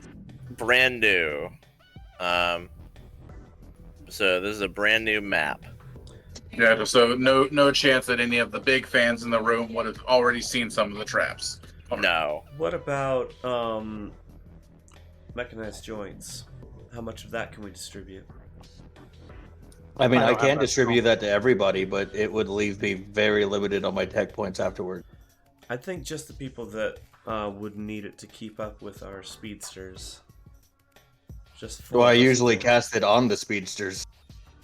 Yeah, your goal here in getting to the spire, your best chance is to raise the minimum speed of the party, and the minimum speed is the slowest person. Which is going to be 30 foot without a bonus action to sprint. How about Quick question. Since we know the other I lost their name. The last Starshiners? team 3 times. Yeah, the Starshiners. What is their team comprised of? Because if they've competed 3 times before, they would be a known entity. Here are the Starshiners. Oh man.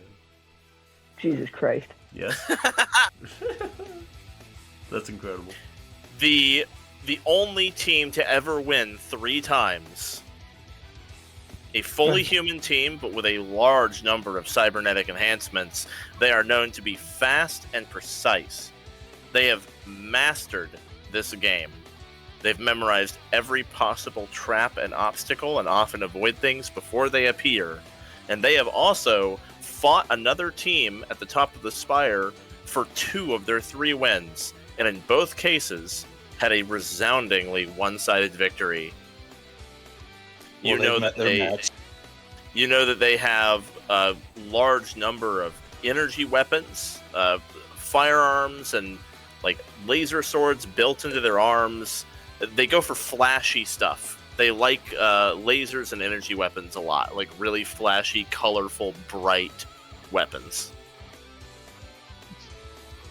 Do they have any biotics?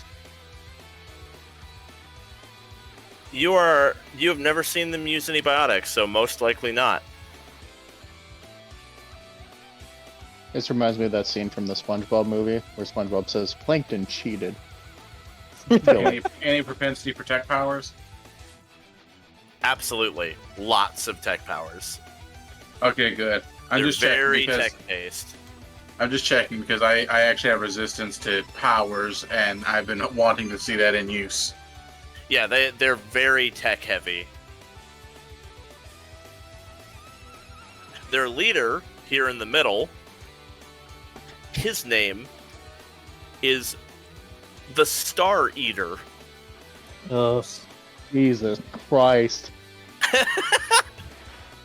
Is it a job of somebody who worked here to give stupid names to people? He, you know for a fact that he has laser eyes, and that if he overcharges them by yelling, "Superstar Beam Attack," oh no! yell very loud, that he can produce a lot of energy from these laser eyes. I'm gonna shoot him in his stupid ass eyes. I want to guys go re- after fucking dipstick over He here. kind of like makes a triangle with his hands in front of his face, and he goes, "Superstar Beam Attack!" These weapons. Okay, just Tian, I don't need So no if we- fucking tri-beam. If Arturo takes out one of their heads with his sniper, that's not going to kill them in real life, is it? These weapons are designed to be non-lethal, aren't they? Yeah, it's gonna hurt him really bad, but they Okay. won't kill him. That's fine. Good, even better. He lives through the experience and he knows not to do it again. And they signed the form, so they can't sue. Precisely. Go fuck yourself. Well, hold on. They can't sue the company. It doesn't say anything about suing us. If they can find us.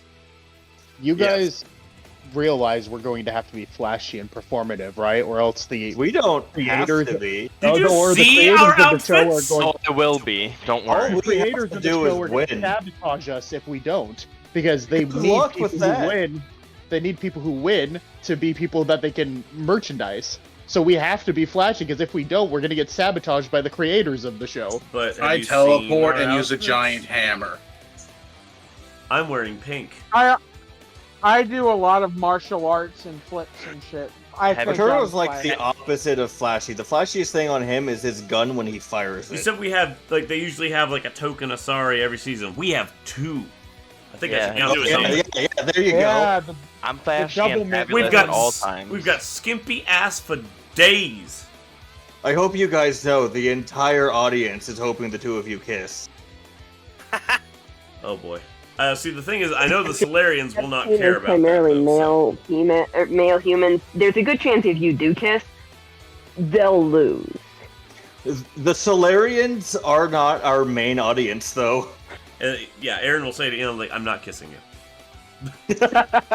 Yeah, as a matter of fact, Maybe I'm not kissing you. of the main council races, Solarian viewership is almost none. It is the lowest viewership of this show. Oh, That's The hilarious. Solarians produce this for funding.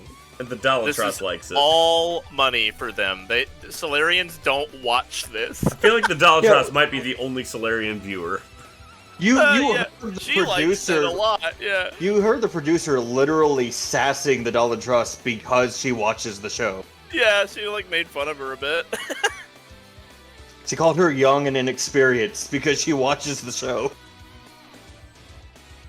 So, Zan, quick question. As someone who has watched far too many seasons of Survivor and has been able to pick up on their pitfalls, and as during the break spoke Survivor. at length about how she, as a child, did want to be on a show like this.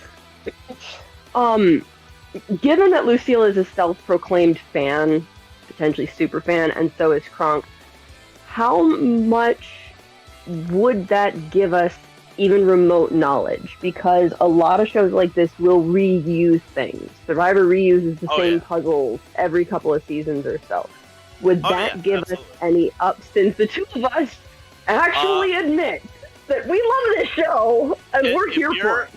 If your character is an admitted super fan of this show, I will give you advantage on any kind of check to like identify what an obstacle is or like what a certain thing is. Like you might see a hallway and be like, oh, they did this in season 3 or that kind of shit. Like I'll absolutely give you advantage on stuff to remember stuff from previous seasons.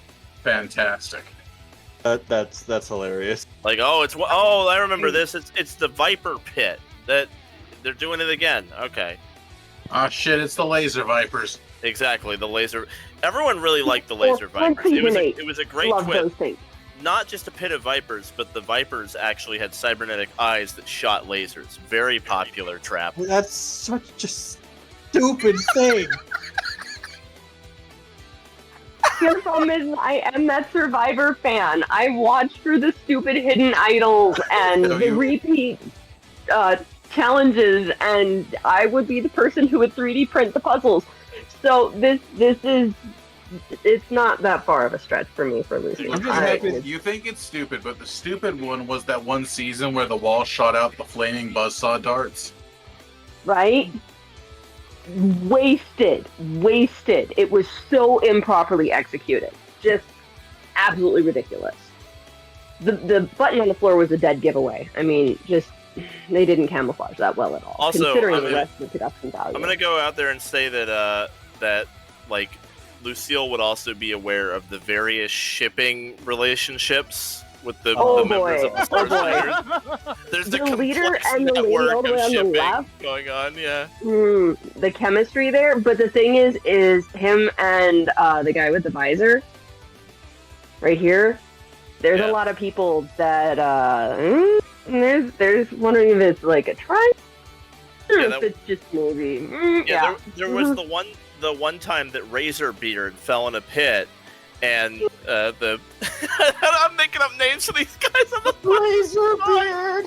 Razorbeard fell in a pit, and the Black Meteor saved him, and they had a tender moment as he was helping him up out of the pit. The only thing I remember watching this shitty fucking show with Lucille was that guy Taserface immediately eating shit 3 seconds into the round. Yeah, Taserface didn't get long at all.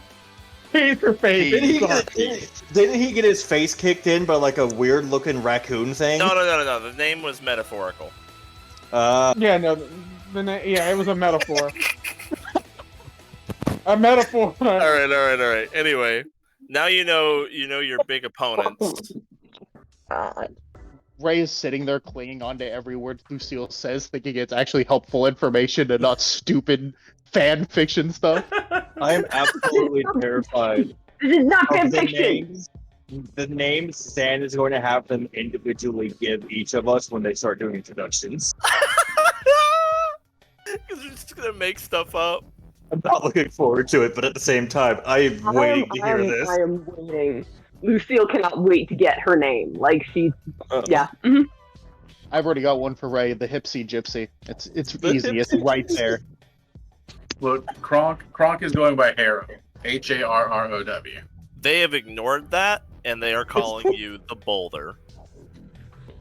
The Boulder finds this acceptable. The Boulder takes issue with that comment. Oh my god, I hate this so much. Can we start? The Boulder feels conflicted about hitting a child. The Boulder, The has been Boulder considered no his longer position. feels The conflicted. Boulder is over his conflicted feelings. Well, you guys are. Which one I love more, this one or the beach volleyball episode? I don't know. I love that, bro. Blitzball. This- I'm all for it. You know what? You know what makes this the best? This is not even a side quest. This is This a is the main fucking mandatory quest. Are you serious? Oh my god. Yeah, Tell me it's this the is a Solarians. level up quest. Yeah, you're right. This is a level You're up gonna, quest. yeah, it's a You level up are quest. out of pocket, sir. This is You main have lost story. plot. Yeah. Stupid storyline is gonna give me an ASI. The Let's Boulder is ready to go. drop in. I love this. All right. Thank you. Okay. Anyway. All right. Fuck Anyway. it, I'll be GI Joe. There's So you my guys name. you've got a long rest here. The filming will start tomorrow. You're the last Yay. entry. So you have a long rest here in your dressing room. You've got all your individual bedrooms as mentioned. How does Aryn feel about being stuck here for a day? I feel like we definitely have more important things we could be doing, but this seems like the fastest way to cut through the red tape. Well, I Yeah. mean, we could have instead gone to Tuchanka, but you guys insisted. Does Tuchanka have a game show like this?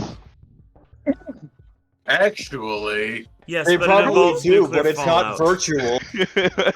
It involves Also, it's nuclear not fallout. virtual. it's a little bit more lethal, but Yeah, Tatanka has a great show called Go in the Pit. And it's just a bunch of them go in a pit. There's something in there, but who knows what the fuck it'll be. It's also laser vipers. Some of them might survive. we've got a there. show we like to call City Runner. We were there once and thought about playing it, but then I asked if there was the possibility of losing limbs, and Kronk said, "Not if you win." I mean, But loose then. but was I lying? No. Guys, the galaxy is being actively eaten by a giant biotic monster, and we're sitting here ready to play a game for TV. This is amazing. No, we're sitting here I playing a mean- game for the chance to cut through some of the Solarian bureaucracy that makes them famous throughout the galaxy.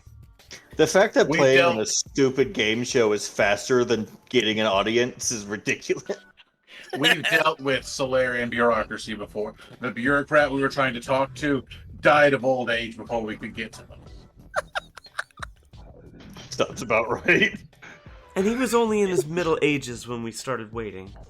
Also, 1,000,000 credits is 1,000,000 credits. I mean, there's that too. A million credits is a million Yeah, credits. I mean, think what we can afford with 1,000,000 credits. This is my television debut. I'm here Equipment for it. upgrades to the ship, Ray. I feel like you're in this for the wrong reasons, Aeon, and I'm scared for you. If Decimius sees me in this stupid thing, I'm going to be so embarrassed. He's You know going he's to going see to you in watch that it now stupid because thing. you told him not to. Yeah, you made him I look didn't it say up. not to, I just asked if he knew what it was. No, It's you okay. said, I No, he's please gonna hope watch. you don't know what it is. Listen, I'm going to go ahead and make this incredibly clear. When this episode airs, I'm making sure the entire ship sees it anyway. Oh no, This not the entire- security when team this- watching this. when Ray this is entire blushing so bright you can see it through her mask. Do you all now understand is why just I red. went for a I'm disguise? I'm getting royalties. That's what I'm getting. How do I disguise cybernetics? Get good. Get good. Sounds like a skill issue, dude. I'm gonna You shoot know- the Spectre when we get to the virtual world where I know there are no consequences for it. Oh god. You know what? That'd be funny to see because right now, bro, she just roasted the shit out of you. I know. This You is the best thing. got a firewall for all that burn she just gave you in them cybernetics. David, shut the fuck up. You're not helping. I vote we get some sleep and get this when over is this with. game start? The game's starting tomorrow. I guess? Tomorrow, Okay. yeah. Yeah. let's I'm giving you get guys a sleep. long. Well, okay, I'm giving you a long rest because I know we have like at least one prepared caster, and it might be nice to re-prep for this. So, I'm giving you the opportunity to prepare something like different stuff if you want to. We have one, right? Is Yes. one prepared? Engineer. Yeah, Yeah. Is it Ray? Right. Yeah. it's Ray. Yeah. So I'm giving Ray the opportunity to prep different stuff. I guess Yeah. I'll keep my Ronnie. planning dice rather than re-rolling them.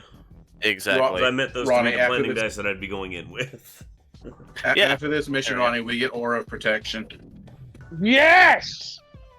Well, that's we get through this, then we actually have to get through the bit of bureaucracy that we weren't able to get through. Yeah, the actual level up is to like get the Solarian war assets, but Yeah. this is step Yeah, I one of said- This that. is Act 1 of like Yeah, 4 I said after this mission. after the whole mission. Gotcha. Okay. Yeah, the whole mission. Yeah. Not after the game. All right. Well, you guys get a long rest. You sleep up.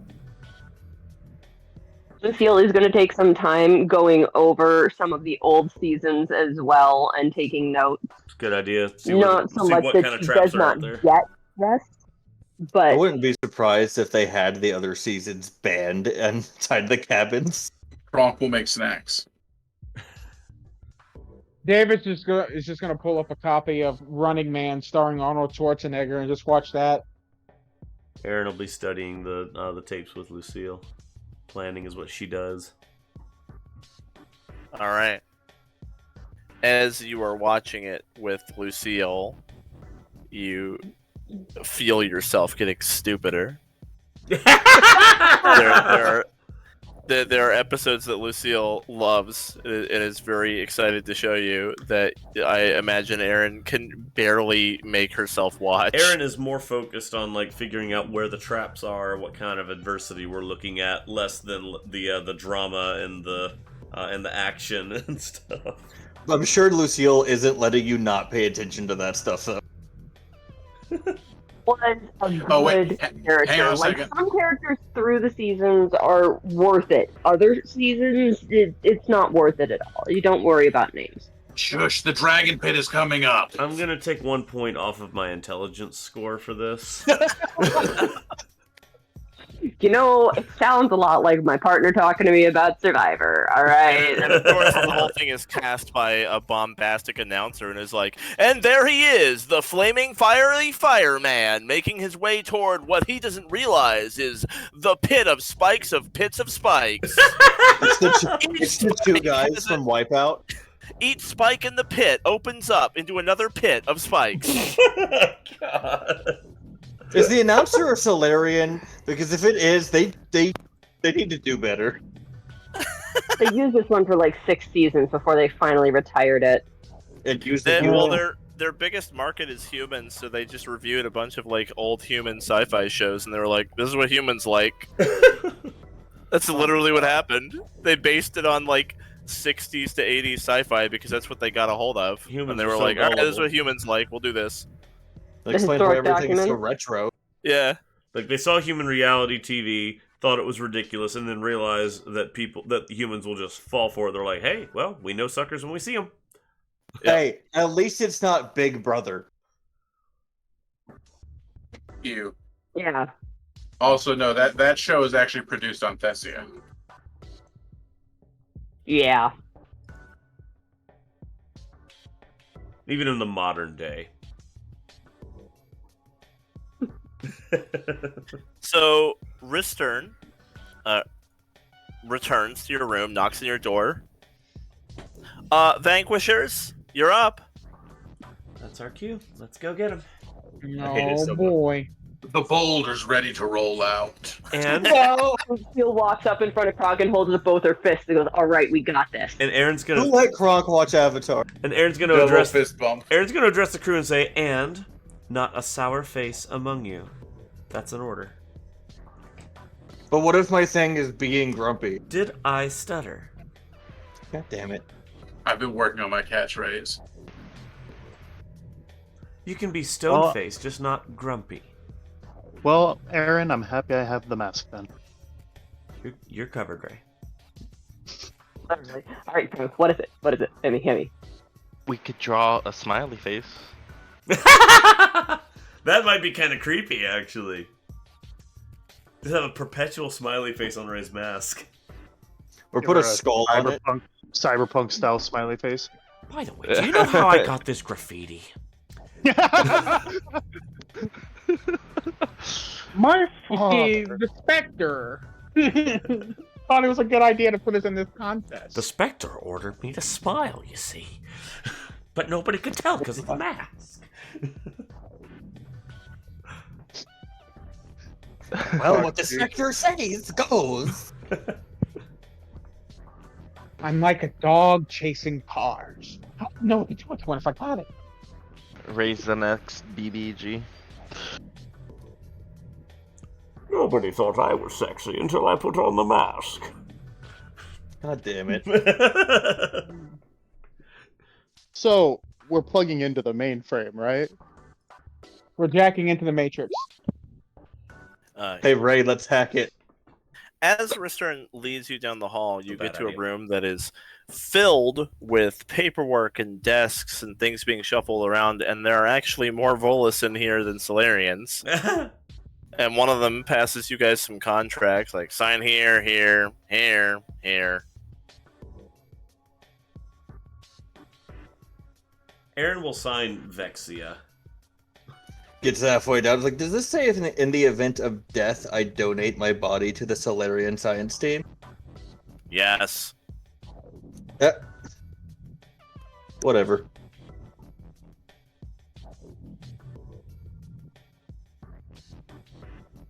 Kronk signs it to the boulder. What's Eon's name? I'm about to give everybody their names in a moment. I'm no, G.I. Lord. Joe, or I better be G.I. Joe. No, you're not. Captain Not America. looking like Why? that, you're not. You're Captain America. Oh, wait, man. no, you changed your costume. Is that or Jackie I don't Chan? know Yeah, why, but I'm I literally wanna- dressed as a colonial marine. I don't understand. No, I so here's badly Bologna? wanna, because of his There parking- are your names. I was gonna say, I so badly want to call David Rocky The Sock. Red Baron? What is this, a fucking pizza? Mystique? No, it's because you're no. a Oh my pilot, dummy. Oh my god, You know what? Lucille is over the That's world. it. The boulder. Arturo looks at Lucille. It's like, but I'm the rogue.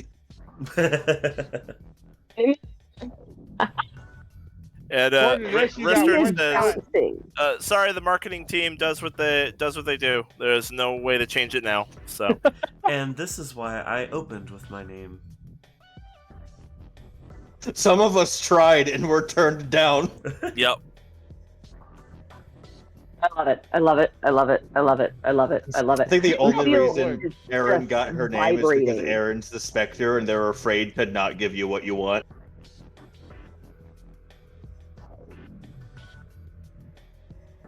Which the names are partly based on your outfits as well. Yeah. Anyway, Fair enough. Aaron may or may not modify her hologram to accentuate her ass just a little bit more for the cameras. oh boy. All right. So Being she now sexy leads. makes me feel powerful. As She a now show. leads Powerful. you. Yes, it's Chap's hologram. She now leads you back to the room with the chairs and helmets and says, "If you'll take a seat, we can get started." Whoa. Yep, Aaron will take the seat. All right, let's go. Let's see. The helmets Sit down. close over your heads. Kronk's helmet is much bigger than everyone else's. They made a big one. They got some good fabricators here. How does the helmet work? It's with, a bit snug. Good luck. How does the How do I helmet get out work of with Ray's suit? How do I It- get out of this it chicken works. shit outfit? It The probably helmet it doesn't does need to be do- touching you. It doesn't need to be touching your skin. Ah, okay. All right. You find the inside of the helmets fill with pink and blue light, and all of you briefly lose consciousness as you have a falling sensation. The falling sensation becomes violent until you feel like you're tumbling and like turning inside out. It's stomach wrenching. Everyone give me a Constitution saving throw. Oh lord.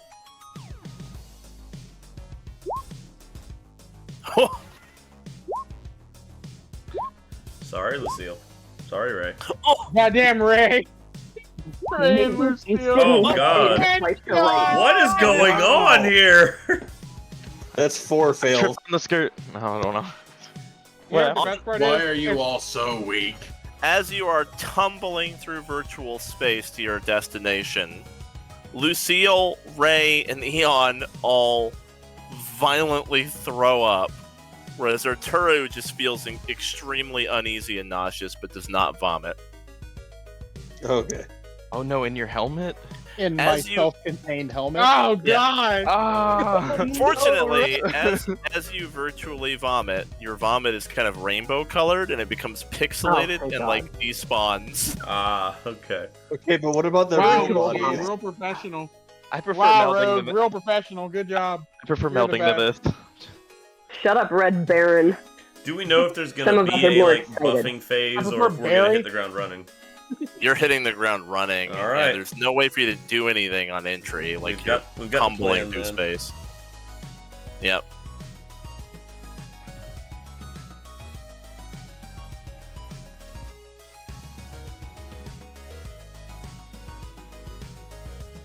And you are falling and falling, and then finally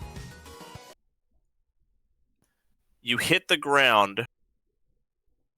And as soon as you hit the ground, you find that your bodies look kind of transparent. It's almost like a strange sort of outlines, like you're not fully loaded in. And you see a giant 10 appear in the sky, and the 10 goes to a 9. That gives us time to buff 1.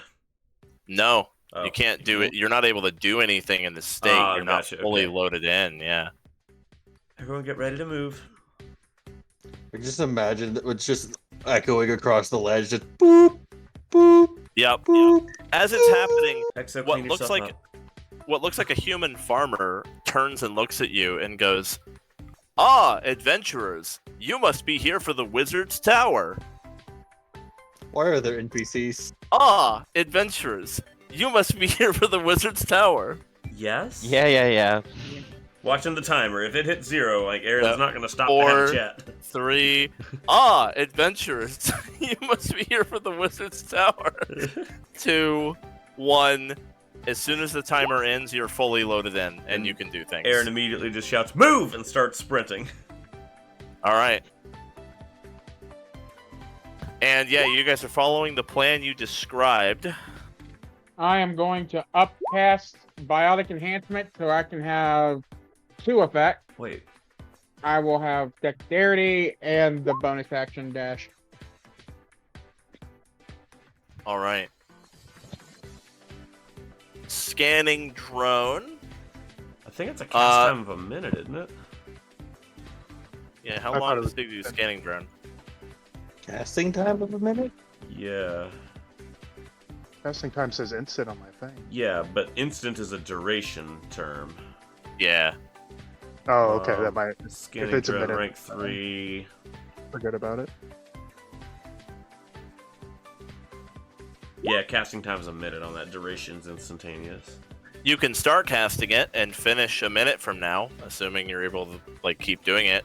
but you wouldn't be able to be dashing, so that would slow the whole party down. So yeah. Yeah, don't worry about it then. I was just All trying to get a view on all of our opponents. Yeah, that's a good thought, but yeah, I can't do it on the run, I don't think. So you guys are sprinting toward the tower. Yep. Arturo will start off casting mechanized joints on himself, and then slowly move to each other person who doesn't have a fast movement. As you pass another human farmer, as the first person passes him, he goes, "Finally!" And then as the next person passes him, he goes, "Finally, finally, finally, finally, finally," until the last one passes and he's allowed to complete his dialogue and goes, "Someone to deal with this evil wizard." I hate it so much. Focus. That's something that we've ever heard in another game where there's been an account called out of what would be assumed as a possible end boss. Oh, definitely. The evil wizard could very well be an obstacle. Aaron's gonna direct David and Kronk to actually run ahead of the group by just a little bit to try to identify any traps that we might encounter, so that we could either like be aware of them by the time we get there or go around them. Arturo's also going to cast, after he's done casting mechanized joints and everyone, he's going to cast detect invisibility on himself. All right. As you guys are running, also last an hour. You see what looks like a dragon descend way over to your left, and it breathes fire across a field, and you can vaguely make out little dots of what looks like a squad of contestants getting just completely covered in fire from this dragon's breath, and then it keeps flying around. Keep an eye and on now that. it's coming your way. The dragon is now making its way towards your group. It'll be here any second. Everybody find cover. Is there any cover in the Eon. area?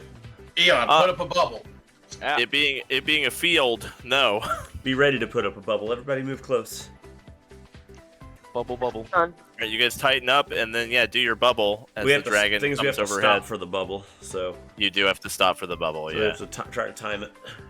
Yeah, Alright, I so can't move it. You stop and you throw the shield up. It has 50 hit points. Thermal shielding is happening too. Ray's just gonna do it on herself because she has 32 fucking hit points. Makes sense. Okay. And 50 HP, so it automatically fails its dex save, basically. Yeah. And just takes damage.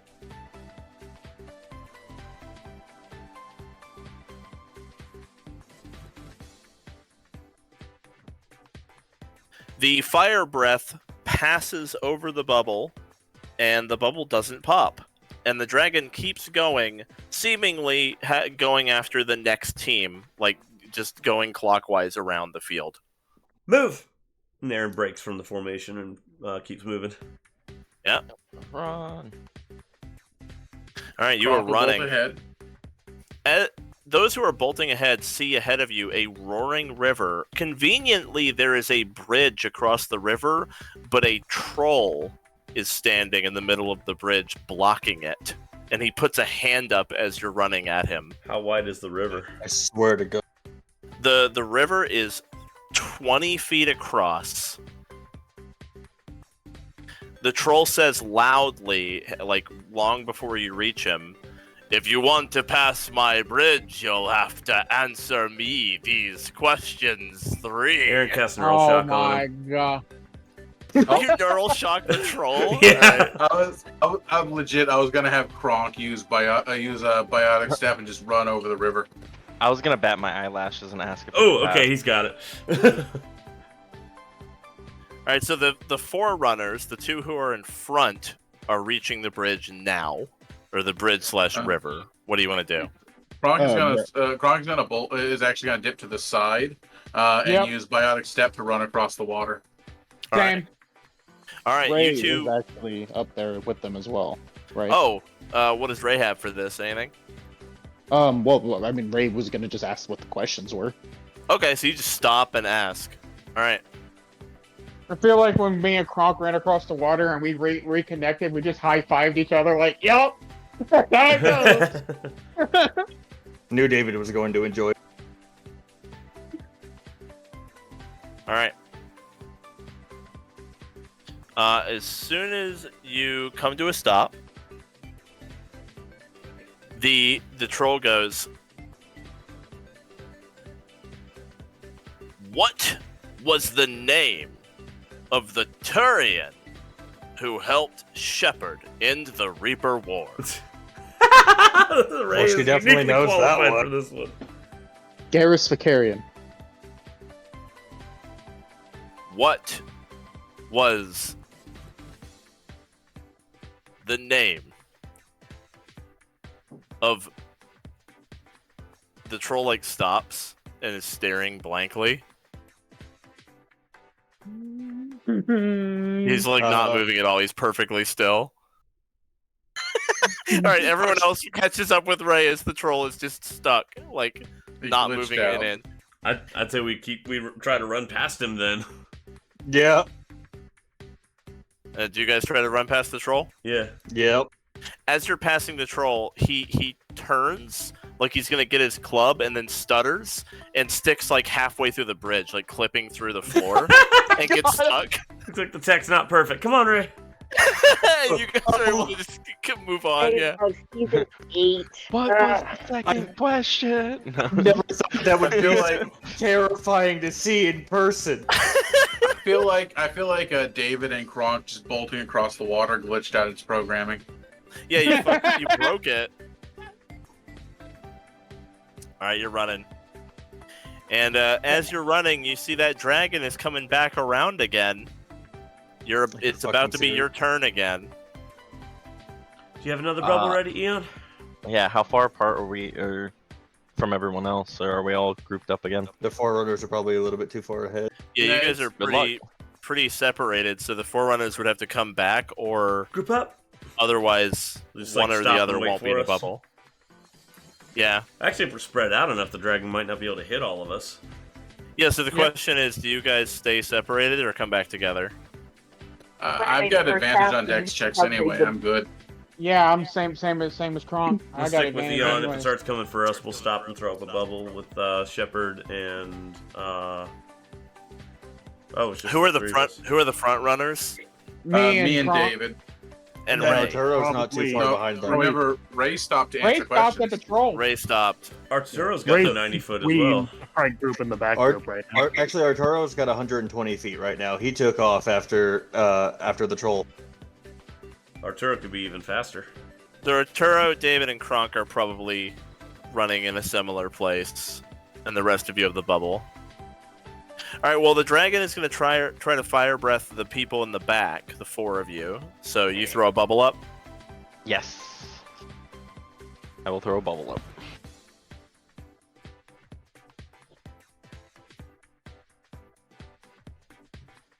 The bubble does not pop. Perfect. The dragon also doesn't stop breathing fire. It just keeps going, flying very quickly forward until it passes over the front runners. Oh. Oh Who will need to god. give me dex saves. The three in the front. Half. Full.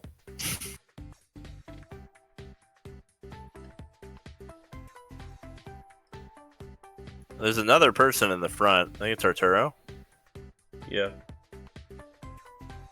And that's half. Only It's Kronk actually- takes full damage. It's actually a quarter because of evasion. Well, evasion Oh. would make it none then, right? Yeah, evasion makes it none, right?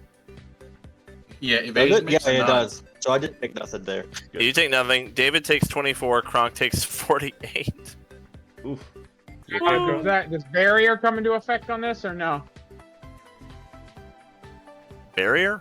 Biotic barrier. Yeah, I don't know. Oh, There's- oh yeah, have, shields. You have whatever you would have. Yeah. Okay. Oh, okay. Well, then in that case, then Yeah, I'll you take have what it. you Wait, have. but You- barrier's only up in combat. This is an environmental effect. Oh, so yeah, this is you're like running. You're not really in a fight. Okay, And Yeah. so 24. That would be. Ray's fast enough, can probably patch up Kronk as we go. Kronk might slow down a bit for Ray to catch up and patch up. Well, here's the thing. Tasty is like as Oh fast yeah, as you that. got Tasty, so yeah. Just send Tasty out there and do that.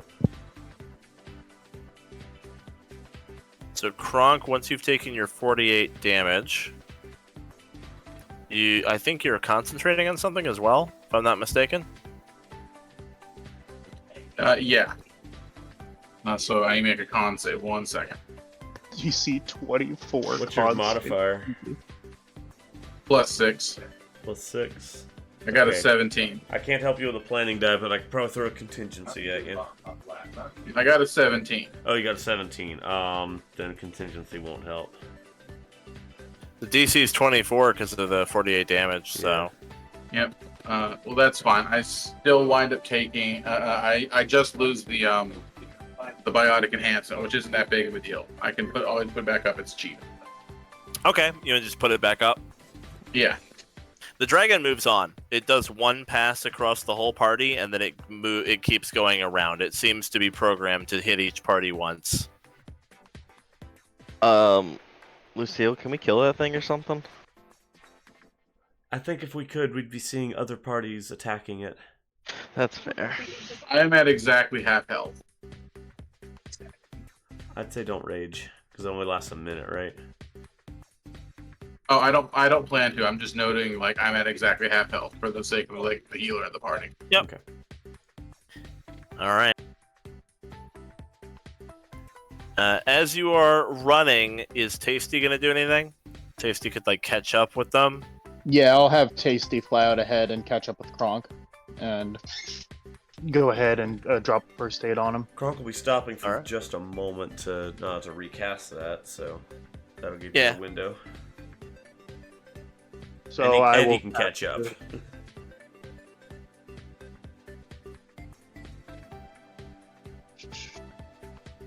I'll cast it as a 3rd level. Well, technically, it's a bonus action cast, so I'll still be dashing. I just won't be able to do my second dash of this round. Yeah. There's no way that was a 3rd level there. Or 35 or 25. Plus, Pretty good. You add your int mod for each additional rank up. Oh, Sure. sorry. Yeah, Then just 35. because of the way the ranks versus levels. 35. Not quite full, but I'm sure you're feeling better. 3 out of full. That's good. Wait, All right. did your extra healing from medic come in as well? Does that apply per rank of the spell? I think you get, let's see, you rolled a 3, a 5, and a 3. I think it is like per rank of the spell. I might be wrong though. Let me check just to be sure. Empowered healing. No. What do I think? No. Oh, intelligence scanner. Yeah, 2 plus the powers rank. Oh, okay. So it's an additional 2 more. Another 2 healed on top of that there. 37. Kronk. Then, total. 1 off of full health. All right. All right, as you're running, I need a perception check from each front runner, not the people in the back. Do I get my fan advantage? What is that? You said anyone who's a big Oh, fan has advantage yeah. on checks like this. Yes, absolutely. 27. Oh, you know what this is. So Arturo also recognizes something is up. Ahead of you is a giant flat area. It's like perfectly flat grass. But you realize that they've pulled something similar to this before. You watched a season where they had a giant flat. It was dirt. The theme was like warfare, so it was like a flat dirt field where there were mines buried throughout, and the contestants had to like slow down to move slow and careful to not set any mines off. You suspect this might be similar. It might be pit traps or some other kind of thing, but this giant flat expanse looks like it's designed to force you to slow down and pay attention, lest you trigger something. Rounds trapped ahead. Huh? So you guys Okay. Your snap. you're about to run full speed into whatever this is. Do you have a solution for it, or do you have to slow down? How wide is Or it? do you just run through it and see what happens? How long is it?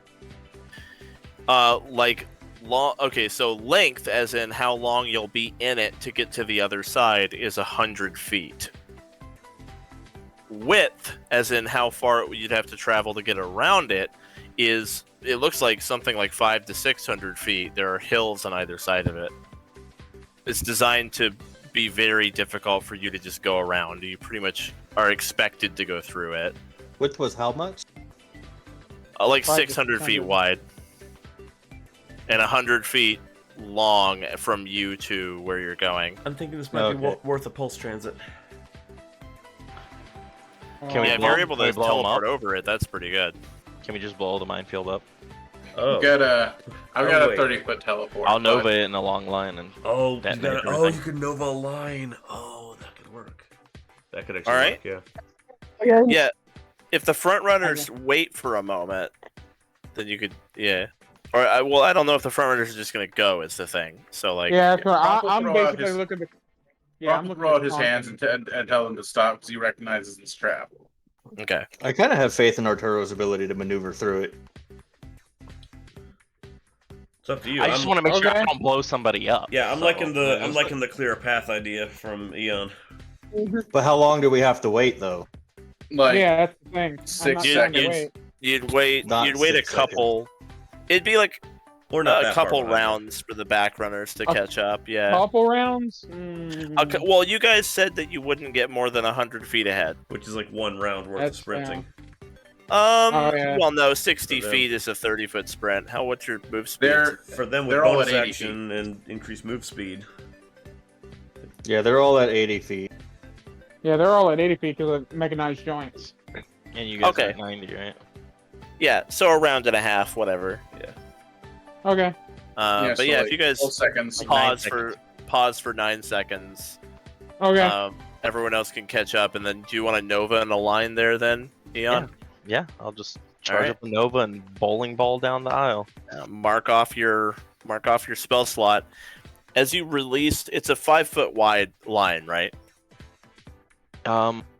Yes. Yeah. All right.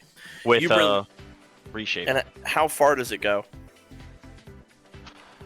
However many spaces the a 20-foot sphere would encompass. It's I think we I think calculated that is 100 feet. It's about Yeah, 100. last it's time I probably did it. 100. All right, so you unleash a line across the full length of this thing, and as you do, 7 pit traps are blown open from here to the other side, like along the line. So now you have a line, a straight line of burnt grass with 7 open pit traps. How wide is each Clearly trap? visible and open. Okay. How wide is each pit trap? Just 5 foot by 5 foot. Oh, okay, we can hop over them then. Yeah, you can just hop them. Yeah. Yep, that's what we'll Let's do. go.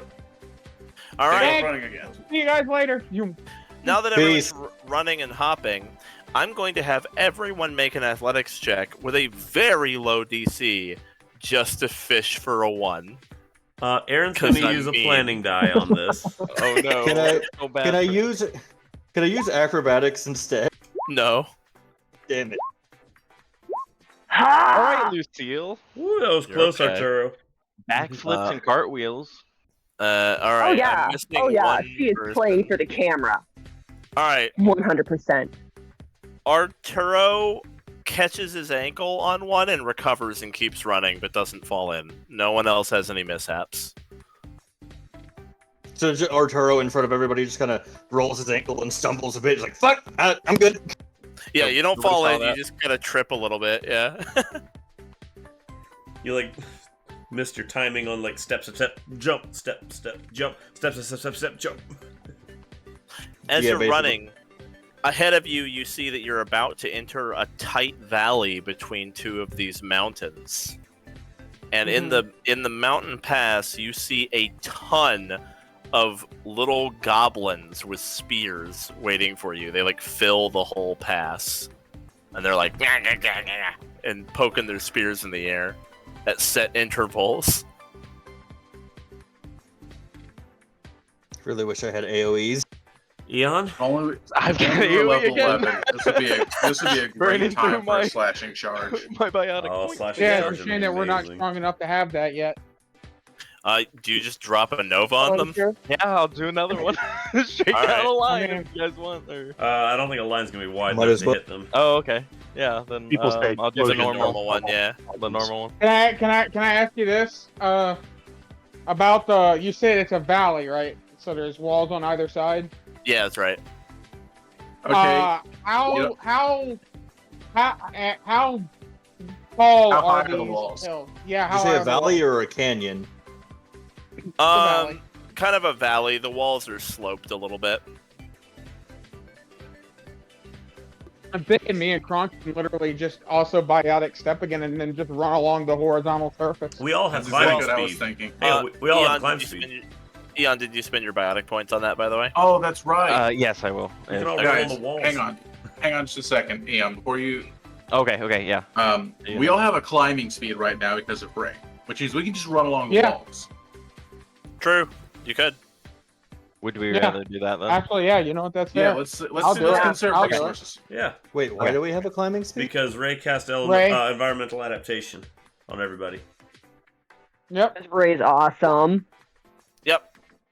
So with the climb speed, your whole party is able to run along the walls. The goblins all perfectly rotate towards you in sync, and then they all start to stab their spears up at you, like at the exact, like all doing the same animation. They don't reach you at all. They're just like kind of in an automated way stabbing the air in your direction as you pass over them.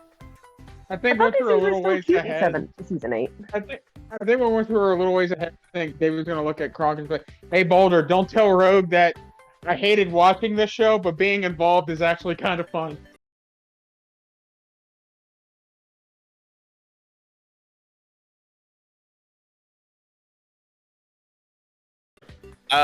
After the goblins, you guys are able to level back out onto a long golden brick road that leads directly to the bottom of the spire. You see other golden brick roads, and as you emerge onto this road, you see the Star Shiners enter the spire. Are they within range? They're 1,000 feet away. Ooh, Damn keep it. going. They will be soon.